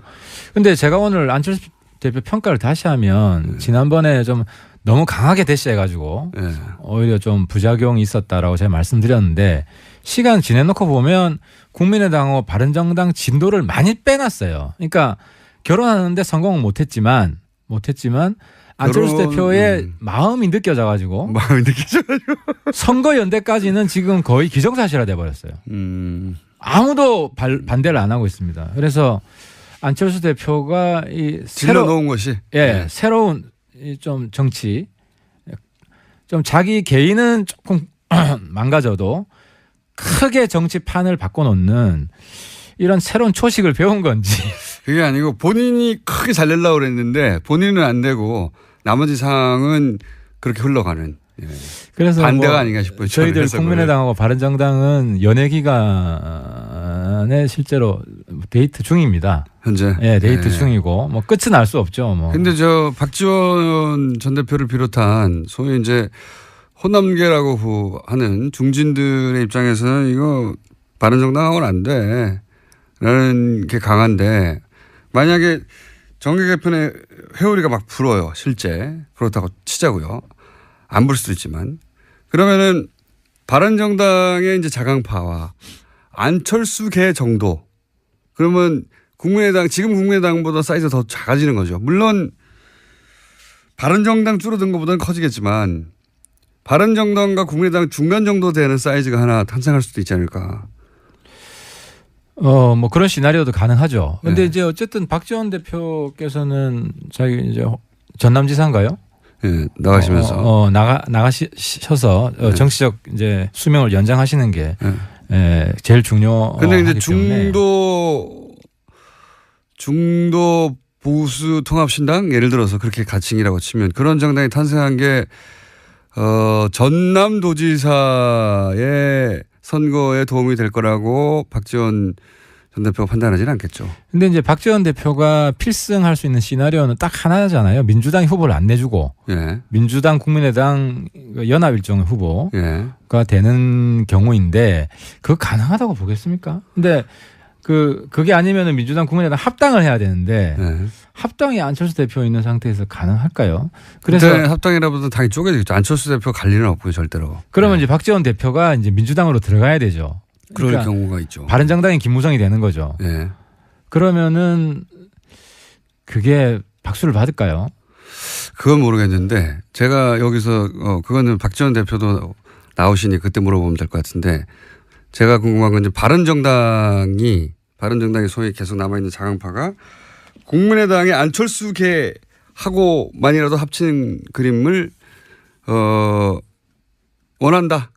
정 안 되면 물론 크게 가야 좋지만 이런 그러니까 안철수와 유승민 투톱의 정당 이것도 가능하다고 그림 속에 있으십니까? 근데 이제 아까 제가 말씀드린 대로 이게 작아지는 게 아니라 네. 저는 박지원 의원이나 김무성 의원이나 다시 회생할 수 있는 정치는 항상 변화무쌍하니까 다시 회생할 수 있는 방법은 이 두 분이 손을 잡고 김무성과 박지원이 예. 다시 손을 잡고 우리 국민의당과 바른정당이 통 합쳐서 영원한 대화 국민 통합을 해서 우리 다시 열심히 해보자. 60석짜리. 그리고 우리는 이번 국회로 끝이다. 예.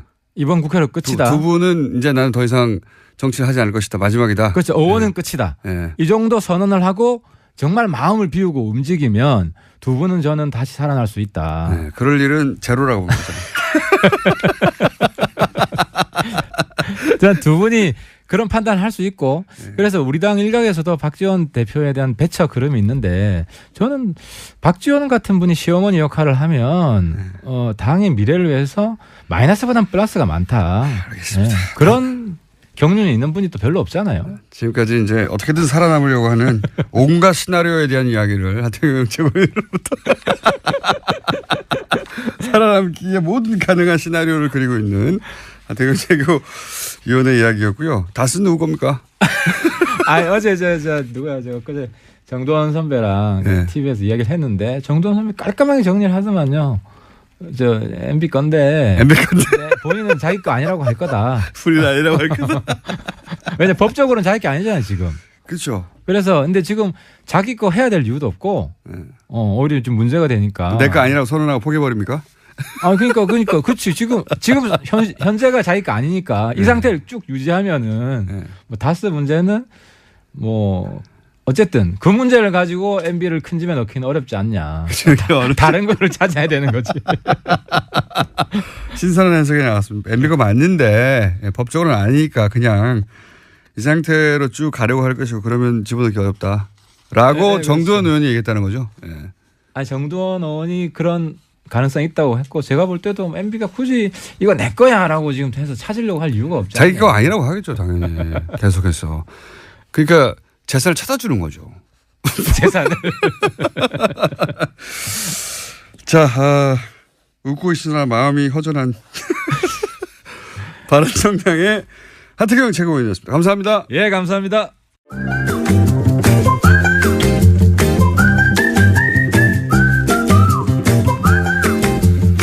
칼플라니 사회경제연구소 회원이 늘었다 줄었다 하는 줄지는 않습니다. 회원 가입이 늘었다 줄었다. 칼플라니 사회경제연구소의 정태인 소장님 나오셨습니다. 안녕하십니까? 네, 안녕하세요. 지난주에 저희가 세계적인 경제학자들을 모아서 포럼을 했다는 사실을 알고 깜짝 놀랐는데. 그게 왜 놀랄 일이에요? 그러니까 말만 사회경제연구소가 아니라 제법 사회경제연구소다. 그리고 또 전국 북콘서트 활동을 너무 심하게 몹시 활동적으로 하고 계신 거 아닙니까? 갑자기. 자영업자가 살려면 별짓을 다 하는데 이번에 여름에 책을 2권 번역을 해서 그거를 이제 북콘서트 할 예정입니다. 칼 플라니의 딸 이름이 뭐라고요? 캐리 플라니 레빗. 캐리 플라니도 아버지만큼 유명합니까? 아버지만큼은 아니지만 발전 경제학자로서 굉장히 유명한, 특히 이제 아메리카 쪽에서 굉장히 유명한 학자인데 유명하군요. 거대한 전환에서 거대한 금융화로라는 책을 썼고 제가 내용이 뭡니까 그게? 그러니까 칼 플라니의 핵심 사상은 자유방임 자본주의라고 하는 건 정부가 만든 거다라는 거거든요. 시장이라는 게 자연스러운 게 아니라는 거고 그게 19세기 말 20세기 초에 그런 짓을 했기 때문에 나치즘도 나오고 위기를 맞았다는데 그 똑같은 일을 지금 21세기에도 일어나고 있다. 이른바 신자유주의가 또 시장 만능인데 그게 자연스러운 일이 아니라 정부가 그렇게 만든 거다라는 거죠. 자유화하고 뭐 사유화하고 이런 것들이 전부 정부가 이게 만든 거라는 거고 그게 이제 다시 현재 위기를 낳고 있다. 고전적인 자유주의라는 게 시장이 알아서 한다는 건데 시장이 알아서 하는 게 아니라 그것조차 사실은 정부가 만들어낸 국가가 다 만들어낸 것이고 그래서 자유주의가 아니다 그게 신자유주의도 마찬가지고 그래서 대안이 뭡니까? 이 양반의 주장은. 이 대안에 관한 게 또 한 권의 책이에요. 그래요? 예. 그러니까 자본주의를 다시 생각한다라고 하는 거는 지금 가장 핫하게 뜨고 있는 마주카토라고 하는 네오 슌페타리언인데 기술 경제학하는 분이 편집을 했는데 이분들이 11분인데 전부 폴라니를 인용해요. 그러면서 폴라니가 그러니까 경제학의 역사에서는 굉장히 중요한 역할을 한 인물이군요, 말하자면. 예, 케인즈, 슌페터, 하이에크, 폴라니 이게 이 네 분이 동시에 태어났거든요. 거의 동시대에 책을 썼고. 근데 이제 폴라니가 상대적으로 이제 경제 정책 면에서는 뒤져 있었는데 왜냐하면 구체적인 정책을 안 했기 때문에. 근데 이제 그 11분의 유명한 경제학자들이 그러면 지금 이 상태에서 우리는 어떤 정책을 써야 되느냐? 라는 거를 이제 모아놓은 게 자본주의를 다시 생각한다라는 책. 뭐 스티글리츠라고 하는 노벨 경제학상 받은 분도 들어있고. 폴라니가 재평가되고 있는 거군요, 말하자면. 네. 그렇다고 볼 수가 있고요. 근데 정태인 수석님은 일찍부터 평가하고 있었고. 특별히 제가 이 책을 자본주의를 다시 생각하는 걸 번역한 거는 사실 소득주도 성장론은 제가 2012년에 책을 썼어요. 예. 근데 이제 그게 5년 뒤에 채택이 됐는데 소득주도 성장론의 가장 큰 약점이 이게 수요 측면 정책이기 때문에 공급 정책이 없다는 비판을 받을 거거든요. 근데 이 자본주의를 다시 생각한다가 바로 그 공급 정책을 쓴 거예요. 혁신성장. 특히 혁신성장에 관한 책이 있기 때문에 이제 번역을 해서 소득주도 성장과 혁신성장론 양쪽이 이제. 그럼 이걸 읽으면은 문재인 정부의 앞으로 정책 기조가 이런 방향으로 갈 거라고 하는 힌트를 얻을 수 있는 겁니까? 그러니까 문재인 정부의 청와대 경제수석실이나 거기서 읽어야죠. 거기서 읽고. 근데 핵심은 이거예요. 그러니까 여러 가지 기술 혁신이 있지만 국가가 초점을 잡고 해야 되는 거고 지금 확실한 거는 녹색 거대한 전환이다. 그러니까 녹색으로 전체 이 경제 시스템, 사회 시스템을 바꾸는 게 지금 정부가 해야 될 일이다. 이건 시장에 녹색이라고 하는 것은 단순히 환경이 아니라 지속 가능한 생태적인 이제 기술 혁신, 삶의 혁신 이런 것들이 지금 다시 경제 성장률도 올리면서 더 평등한 그리고 지속 가능한 그런 사회를 만들 수 있는 것이다라고 하는 게 이 책의 핵심적인 메시지입니다. 그렇군요. 유명한 사람도 같이 썼네. 노벨 경제학상? 스티글리츠. 스티글리츠. 네, 마주카토도 레온티에프상 받은 굉장히 유명한 경제학자고. 예, 뭐 여기 나오는 분들은 다 세계적입니다. 자, 하여튼 이 두 권의 책을 들고 그러니까 하나는 폴라니가 경제를 어떻게 바라봤나 경제 역사에 관한 거 하나는 그러면 구체적으로 어떻게 할 것인가 뭐 이렇게 그러니까 거대한 전환도 흔히 사고 안 읽는 책 중에 하나거든요. 두꺼워서. 근데 이 거대한 전환에서 거대한 금융화를 읽으면 그 앞부분이 아버지 얘기를 쉽게 해설해 주고 있어요. 딸이 계속 얘기하면서. 아니, 안 읽어도 돼요. 안 읽고 북콘서트 가서 들으시면 됩니다. 예, 그럼 됩니다. 그런 다음에 읽은 척 하면 됩니다. 자, 하여튼 북콘서트를 한다고 하시길래 없는 일이라 제가 한번 소개해 드렸고요. 그 자세한 소식은 칼플라니 사회경제연구소 홈페이지 가서 보시고.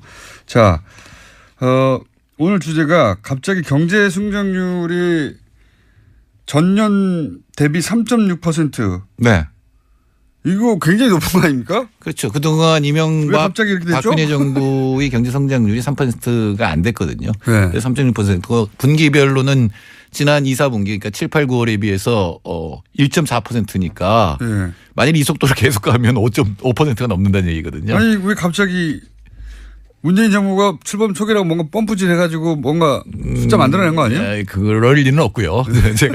저도 차유정부 있었는데 네. 그럴 건 아니고. 이게 어떻게 가능하죠? 갑자기? 역시 이 반도체 수출이 핵심적인 역할을 합니다. 반도체요? 예, 수출 증가율이 6.1%예요. 그러니까 다른 때는 늘어봐야 하는 통계로는 2% 뭐 이랬었는데 지난 2분기에는 마이너스 2.9였는데 6.1%가 증가했고 그다음에 기계류 투자, 설비 투자가 늘어났고 그리고 정부 투자 이거는 이제 문재인 정부가 한 거죠.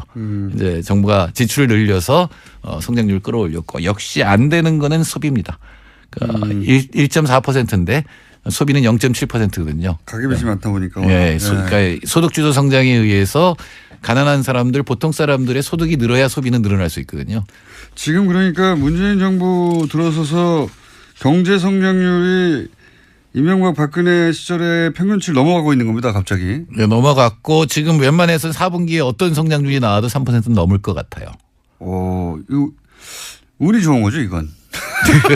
사실 지금 성장률을 문재인 정부의 정책 때문에 그렇다고 얘기하는 그렇거든요. 그건 그렇죠. 예. 네, 세계 경제가 좋아지면서 특히 반도체에 대한 수요가 확 늘어났어요. 네, 원래 잘 되는 집은 이렇게 운이 따라주는 겁니다. 네, 대통령 정도 되면 운이 따르지 않으면 운이 좋기 때문에 본인 이 정부가 어떻게 하느냐에 따라서 정말로 우리 나라 경제와 사회가 좋아질 수 있다는 거죠. 네, 이 중에 제일 중요했던 건 반도체입니다. 역시 반도체. 조금 전에 제가 들어오기 전에 TV 화면으로 나오는 걸 보니까 삼성전자의 영업이익률이 3배예요. 작년에 비해서. 이야. 그러니까 그건 뭐냐면 반도체 가격이 급상승했다는 거거든요. 예전에는 그러니까 대기업 총수 그쪽으로 구속시키면 안 된다는 이유 중에 하나가 큰일 난다고 망한다고 그랬는데 지금 감옥에 들어가지 얼마나 지냈는데 계속 잘 되고 있어요. 삼성전자가. 삼성전자 지금 부회장이 지금 감옥에 들어가 있는데 이렇게 삼성전자 잘 됩니까? 인과관계는 없습니다만 여하튼 총수가 들어가면 망한다는 명제는 틀렸다는 게 이제는 그걸 주장 못하게 생겼어요. 근데 반도체라고 하는 게 얼마나 집적도를 높이느냐인데 초기에 가격이 신제품이 나왔을 때 가격이 확 올라가거든요. 그다음에 급속하게 떨어져요. 그렇죠. 보통은. 다른 데도 비슷한 걸 만들어내기 때문에 그래서 반도체 주기를 보통 2년 무어의 법칙이라는 게 있어요. 그걸 갖다 황의 법칙이라는 거 바꿔서 1년이다 이렇게 삼성이 그렇게 했었죠. 대체로 1년 6개월에서 2년 사이 반도체 주기가 오는데 초기 1년 동안은 가격이 확 올라가고 그걸 맨 처음에 하는 데는 엄청 돈을 버는 건데 그게 삼성하고 하이닉스예요. 현재로서는 D램 메모리 반도체에서는 세계 1, 2위입니다. 근데 이제 이게 지금 1년 가까이 됐거든요. 그러니까 이제는 이 반도체 경기라고 하는 건 서서히 줄어들 것이다. 이렇게 봐야 되기 때문에 이게 계속 유지될 것이다. 이렇게 볼 수는 없다는 거죠. 그렇다고 하더라도 문재인 정부 입장에서는 무척 반갑겠네요. 그럼요. 이 자체 수치가 결국은 나중에 가면 수치로 그 한 해 혹은 뭐 그 시기에 성과를 표시할 수밖에 없는데. 가장 다행인 것은 모든 정부가 이 성장률이 안 나오면 재벌한테 매달리거나 건설 경기를 일으키려고 해요. 숫자가 안 나오니까. 짧게 이 성장률을 올릴 수 있는 거. 근데 어느 정도 이게 여유가 있으니까 지금 가계부채 대책 같은 것들이 사실은 경기에는 나쁜 영향을 미치거든요. 그거를 확실하게 밀고 나갈 수 있는 그러니까 개혁의 조건이 이루어졌다 이렇게 볼 수 있겠죠. 그러니까 수치가 어느 정도 나와주다 보니까 그렇게 생각할 수 있군요. 그러니까 수치가 이 정도 나와주니까 정부 정책을 자신 있게 추진할 수 있는 배경이 된다 이게. 그렇죠. 숫자가. 네. 건설 경기 일으킬 필요 없고요. 또 하나 또 운이 좋은 건 사드도 풀 것 같아요. 그런 조짐이 있죠? 예. 그러니까 이게 사드가 앞으로 우리 경제 성장의 발목을 잡을 거였는데 시진핑 정부가 좀 있으면 이제 나오겠지만 이렇게 한국을 몰아붙여서 이 전체 동아시아 구도에 좋을 게 없다 쪽으로 잡은 것 같다는 느낌이 지금 외신 쪽에서도 나오고 있습니다. 시진핑 주석은 아니죠. 시진핑이 자신의 정치적 입지를 굳히면서 풀릴 것 같다. 오늘 여기까지 하겠습니다. 정태수 의원님이었습니다. 네, 감사합니다. 안녕. 빨갱이였고 그리고 그런 주장을 퍼뜨리는데 인터넷뿐만 아니라 오프라인 단체들, 협회들 다 만들어서 국정원에 해왔다라는 것이 지금 밝혀져 가는 중입니다. 네. 다음 뉴스는 뭡니까? 네, 또 계속해서 박근혜 정부의 국가정보원 관련된 소식도 있는데요. 매년 10억 원씩 모두 40억 원 이상의 특수활동비를 청와대에 정기적으로 상납했다라는 진술을 검찰이 확보했다고 오늘 아침에 매일경제에서 보도했습니다. 이거는 새로운 종류의 특종이에요. 저도 처음 제가 국정원 관련해서 참 아직 보도되지 않은 많은 것들을 과거로부터 들어왔는데 이거는 처음 듣는 겁니다. 이게 그러니까 국정원이 청와대에다가 돈을 상납했다는 거 아닙니까? 네, 돈을. 심지어 이현수 전 국가정보원 기획조정실장의 진술입니다. 그러니까 국정원의 예산과 인사를 총괄하는 사람의 이야기입니다. 그러니까 맞겠죠, 당연히. 예. 이현수 전 기획조정실장은 제가 알기로는 박근혜 정부 내내 기획조정실장이었어요. 예. 여기서 그러니까 국정원 돈은 흔적을 찾을 수가 없단 말이죠. 특활비라고 해버리면. 근데 이제 여기서 진술이 나와서 처음으로 밝혀지는 건데 이 돈이 어떻게 써있을까? 예.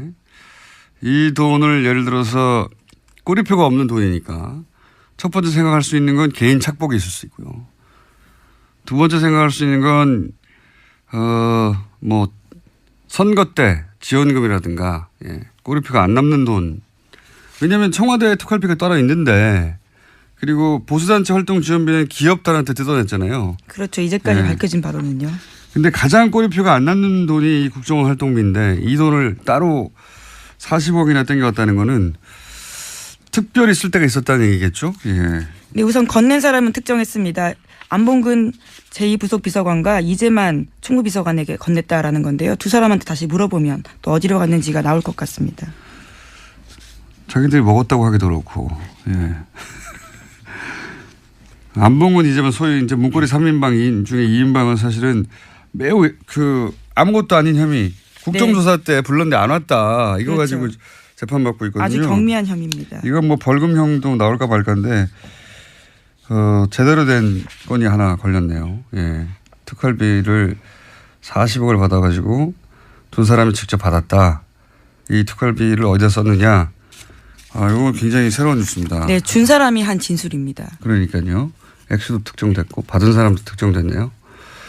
그러면 이 특활비는 기본적으로 남재준, 이병기 전 국정원장 다 걸리겠네요. 그때 기관 때 건넸다고 하니까. 예, 아무래도 전직 국정원장들과 안봉근, 이재만 전 비서관들을 모두 검찰 조사해야 할 것으로 보입니다. 남재준 원장도 이번에 피하기 어렵겠습니다. 남재준 원장 같은 경우에 지난 대선에도 출마했잖아요. 예. 그런데 남재준 원장까지 만약에 구속되면 이명박 국정원장에 이어서 박근혜 초대 국정원장도 구속되는 건데 피하기가 어려울 것 같아요. 예, 제가 보기엔. 남재준 원장 같은 경우에는 소위 세트장 압수수색 공작. 예, 압수수색을 댓글 공작 관련해서 하려고 했더니 세트장을 만들어가지고 검찰 수사를 방해했었죠. 예, 가짜 세트장을 만들어서 거기다 가짜 서류를 채워놓고 여기 압수수색하게 한 그 당시의 국정원장이거든요. 예. 그것도 피해가기 어렵고, 예. 이 국정원을 청와대에 상납했다. 이게 참 상상하기 힘든 일인데, 예. 그런 일이 실제 있었다고 하네요. 남재준 원장은 또 제가 보기에는 이렇게 걸리기 시작하면 유성 씨, 서울시 네, 그렇죠. 간첩 조작 사건, 이때도 국정원장이었거든요. 예, 그렇습니다. 예. 이때 국정원이 유성 씨를 간첩으로 몰기 위해서 중국과 북한의 출입 기록을 조작했다가 중국 측이 그 기록 조작이라고 하는 바람에 들켰잖아요. 그때 당시도 간첩 만들어내는 사건이죠. 완전히. 네, 완전 조작한 사건입니다. 예. 심지어 외교적으로 아주 큰 망신을 당한 사건인데요. 아주 완전한 조작으로 간첩 하나를 만들어낸 사건인데 이때도 국정원장이었기 때문에 사실 저는 남재준 원장은 이 사건에 관련해서 법적 책임을 져야 한다고 생각해요. 직접적으로. 이게 가장 악질적인 공작이란 말이죠. 당시 이제 댓글 2013년 소위 이제 대선 직후에 댓글 때문에 이제 위기에 빠졌던 국정원이 사실 물타기로 만들어낸 사건이거든요. 창조해낸 사건이에요. 완전히. 안녕하세요. 김호준입니다.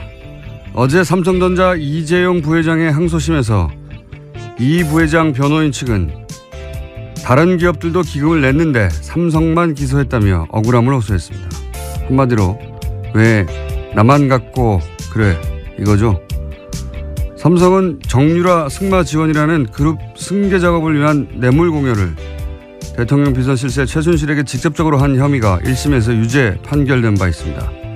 그 죄질도 다른 재벌보다 나쁩니다만 설사 다른 기업과 똑같은 정도라고 해도 아예 죄를 짓지 않았다고 주장하면 몰라도 다른 것도 다 똑같이 했는데 왜 나만 갖고 그러냐는 이야기는 결국 같은 범죄를 저지른 자들을 모두 함께 처벌하지 않으면 내 죄 역시 단죄할 수 없다. 이런 이야기 아닙니까? 이게 말이 되느냐. 다른 기업들이 아직 기소되지 않았다는 것이 이재용 부회장 무죄의 근거가 될 수는 없는 거죠. 당연히 그 죄도 처벌받고 다른 기업들의 죄도 추가 조사에 있다면 처벌해야 되는 거죠. 이 주장은 우리 재벌들의 사고방식을 그대로 드러냅니다. 나만 그랬냐? 다들 그러지 않냐? 다들 그러는데 어떠냐? 들키지만 않으면 되는 거 아니냐?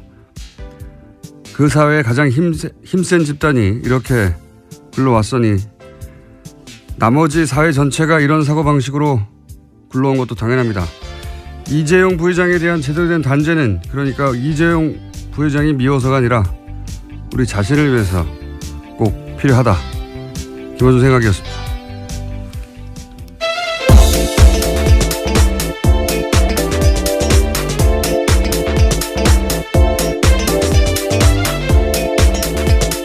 시사인의 김은지입니다. 삼성처럼 큰 기업에 변호인단이 하는 주장으로는 이상한 주장이 많았어요. 여러 개가 많았죠. 특히 말사주라고 했다라는 주장에 대해서요. 업계에서는 그런 것이 사주다, 바이의 의미가 아니다라는 주장을 계속해서 했습니다. 바이의 의미가 아니다.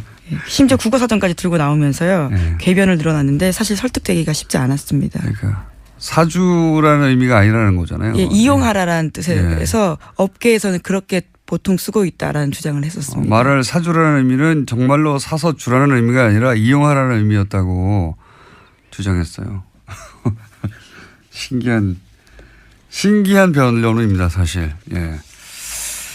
자, 어쨌든 어제 그런 변론이 또 있었고요. 왜 우리만 그러냐고. 다른 데도 다 똑같이 받았는데 다 똑같이 받았으면 다 같이 처벌해달라고 하는 게 맞는 건데 거꾸로 왜 우리만 처벌을 하냐고 억울하다고 얘기하는 게 이게 맞는 변론인지 모르겠어요. 그래서 어제 특검이요. 그러면 다 고발해달라라는 취지의 반박을 했었습니다.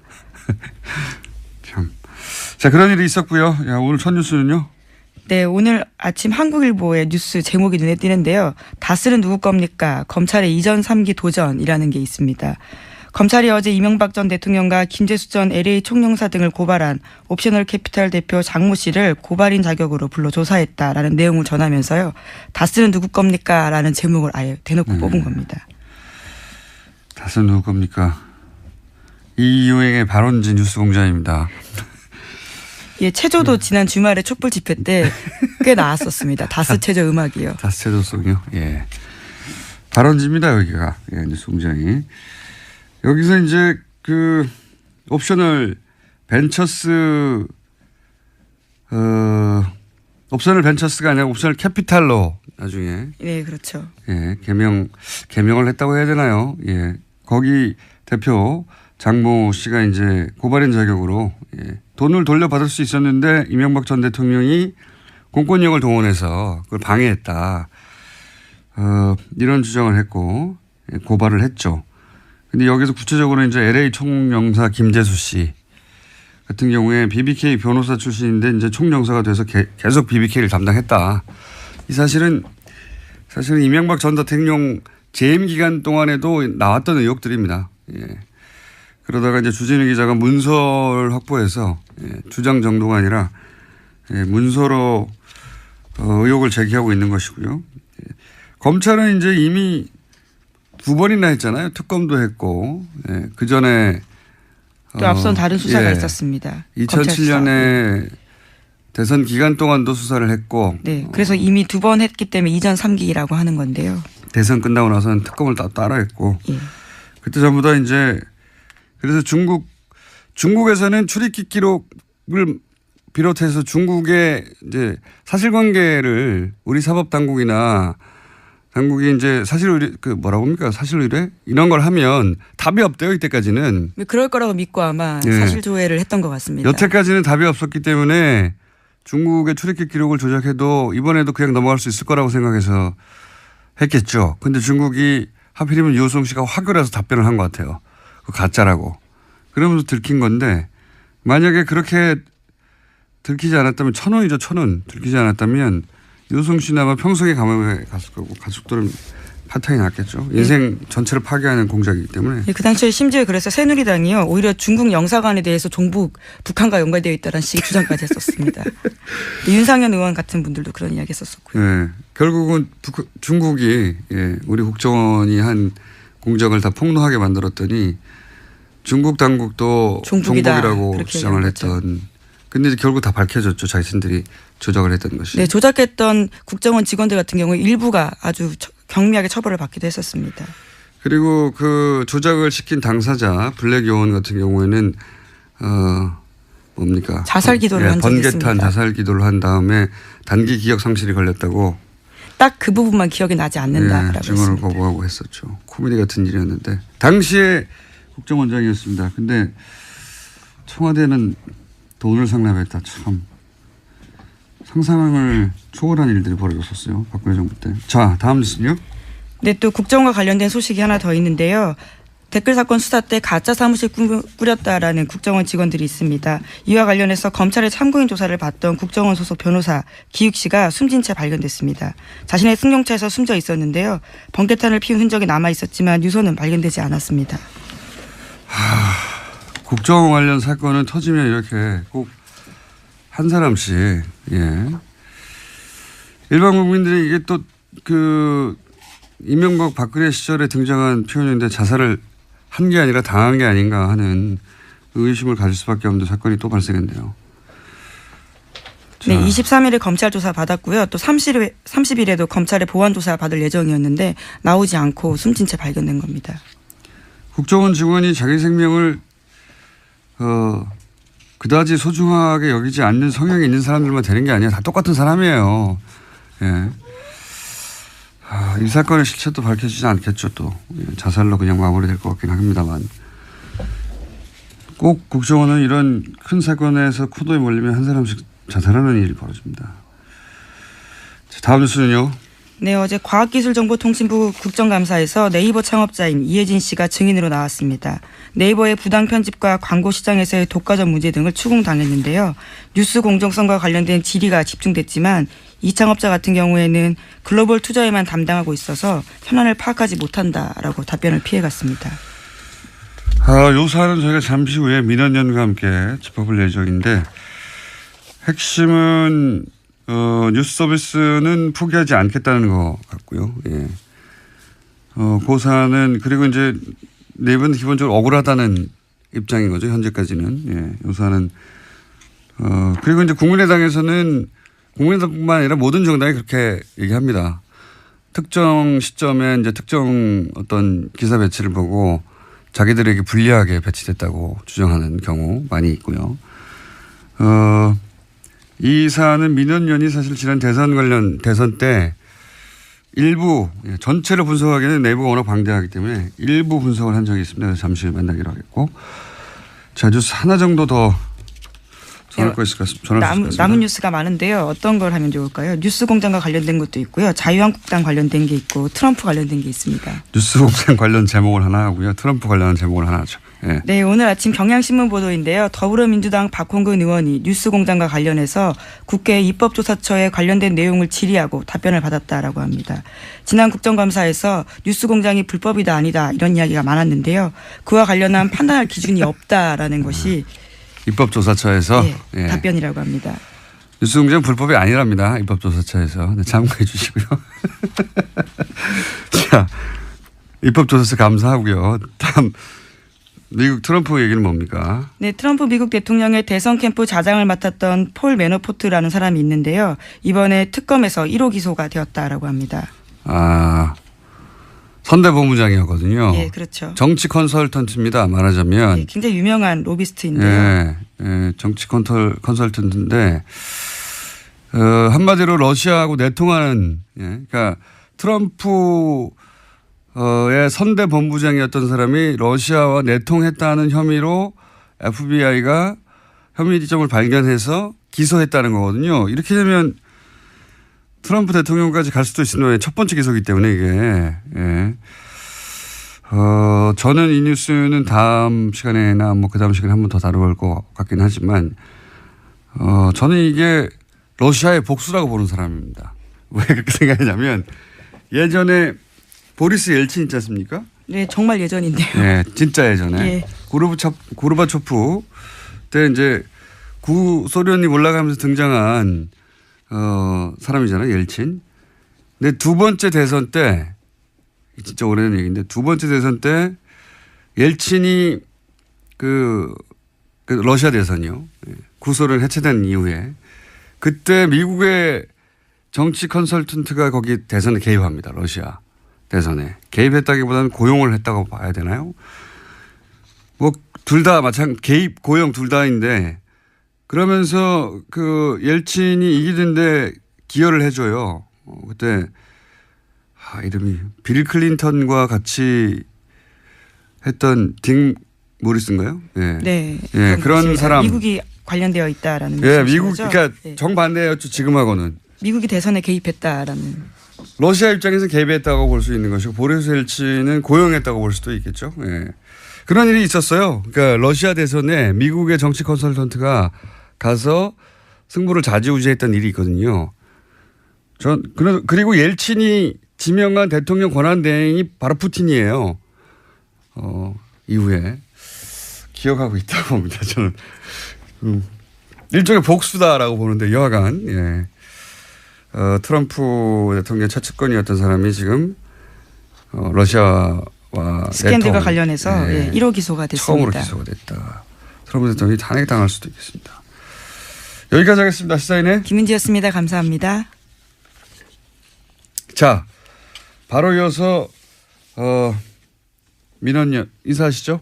안녕하세요. 네. 민원연의 김원경 사무처장입니다. 네. 본인 직접 말하는 게 저희는. 자, 네이버 관련해서 저희가 말들이 많아요. 예. 최근에 뉴스도 하나 나왔고 그래서 우선 네이버에서 이혜진 네이버 창업자죠. 지금은 의장이라고 부르던가요? 거기서는 예, 전 의장. 예. 이 국감에서 했던 발언을 잠깐 먼저 들어보겠습니다. 굉장히 심각한 문제라고 생각하고 있습니다. 사과하시는 겁니까? 일이 벌어진 거에 대해서 진심으로 사과드립니다. 포털이 갖고 있는 뉴스 편집 기능에 대해서 이걸 앞으로도 계속 유지를 해야 된다고 생각을 하시는지. 기본적으로는 저는 계속 기술과 플랫폼에 집중을 하고 그런 부분들을 계속 가능한 한 외부 쪽에 하는 것이 긴 그림에서는 맞다고 저는 개인적으로 생각하고 있습니다.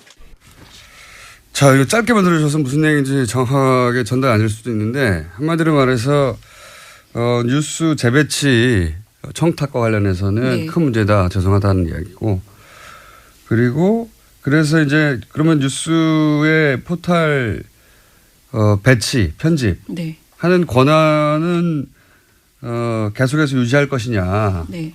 했더니 그거는 이제 포기할 생각이 없다는 취지의 발언입니다. 그러니까 뉴스 배치 권한은 네이버가 계속 가지겠다. 네, 네. 이런 얘기죠. 이게 이제 어제 여러 사람이 발언했는데 예를 들어서 국민의당 송기석 의원 같은 경우에는 네이버가 문재인에게 유리하도록 포털 뉴스를 배치했다라는 네. 주장을 또 했어요. 네. 사실은 뭐 선거 때마다 포털이 자기 정당에 유리하게 했다, 불리하게 했다면 네네. 유리하게 했다는 얘기를 안 하죠 참. 불리하게 했다는 얘기 여러 정당이 합니다. 여러 정당이 하는데 마침 민원연이 지난 대선에서 포털의 메인 화면 분석을 한 적이 있죠. 네네. 예. 근데 이제 송기석 의원이 이런 주장을 했어요. 실시간 검색어는 30초 또는 뭐 1분 30초 정도 노출되는 건데 안철수 대표가 조폭과 그런 사건이 한 번 있었죠. 네. 예. 지역에서 뭐 연루설 같은 그런 그때 검색어가 4시간 38분가량 검색어가 1위를 했는데 이게 일부러 이렇게 계속 노출시킨 거 아니냐. 예. 이런 주장을 하기도 했습니다. 한마디로 죄가 없다고 결론이 났죠. 예. 이제 추가적인 문건 혹은 뭐 내부 고발자 등등이 나오면 양상이 달라지겠죠. 어쨌든 다스는 누구 겁니까? 라는 질문이 이제 피해갈 수가 없게 됐다. 이명박 전 대통령 측에서는 아직 아무런 답변이 없죠. 예. 답변을 못하겠죠, 쉽사리. 뭐라고 답변을 하면 그 답변을 반박하는 아마 자료나 증언이 튀어나올 거기 때문에. 예, 검찰에 직접 가서 이제 소명해야 될 상황이 올 수도 있는데요. 검찰 같은 경우에는 어제 고발건에 관련해서 범죄 혐의 여부를 조사하는 과정에서 필요하다면 다스의 실소유주를 파악할 수 있다라고 밝혔습니다. 이번에는 실소유주가 나올 거라고 저는 뭐 개인적으로 예측합니다만. 자, 다스 얘기가 그래서 국감장에서도 나오고 여기저기서 많은 언론들이 다루고 있습니다. 네. 2달 전에는 아무도 안 다뤘는데 이제는 모두가 다루고 있습니다. 다음 뉴스는요? 네, 또 국정원 관련된 뉴스인데요. 국정원 개혁발전위원회가 어제 관련된 내용을 발표했습니다. 국정원 심리전단이 원세훈 전 원장 지시에 따라서 우리법 연구회 해체 촉구 심리전을 벌였다라는 건데요. 2009년 8월 정도에 자유주의 진보연합이라고 하는 관변단체와 함께 우리법 연구회 회원 명단과 활동 내용을 월간조선에 넘겼다라고 합니다. 다스 얘기 한 가지만 더 얘기하고 가면 JTBC에서도 연일 비자금 보도를 하고 있어요. 예. 17명 계좌가 대략 합쳐서 120억 정도가 넘어갔다고 다스로. 이것이 이제 특검이 발견했다고 했던 100억대 비자금이 아니냐 이런 추정을 하고 있는데 조진우 기자는 이게 다른 비자금이다라고 이제 주장하고 있고요. 근데 이제 이게 다른 비자금이냐 아니냐 중요한 게 아니라 비자금이 있었고 그게 구체적으로 밝혀지기 시작했다. 네. 네, 그렇죠. 어제 정무위에서야 관련된 내용들이 실제로 확인이 됐다라고 JTBC가 보도했습니다. 그러니까요. 이 문건은 주진우 기자가 확보했던 문건인데 내부자로부터 그 문건에 적혀 있던 금액이 실제 다스의 원장 회사에 계정 원장에 적혀 있더라. 돈이 실제 들어갔다는 얘기죠. 네, 네, 그렇죠. 입금 날짜, 금액, 개설은행 모두 비교해 봤더니 다 일치한다라는 겁니다. 네. 그래서 이제 이 비자금이 특검이 발견했던 비자금이 아니냐는 사실은 두 번째 문제인 것 같아요. 그게 아니면 또 다른 비자금이 나왔으니까 더 좋은 거고요. 네, 실소유주 의혹을 다시 한번 제기할 수 있는 거죠.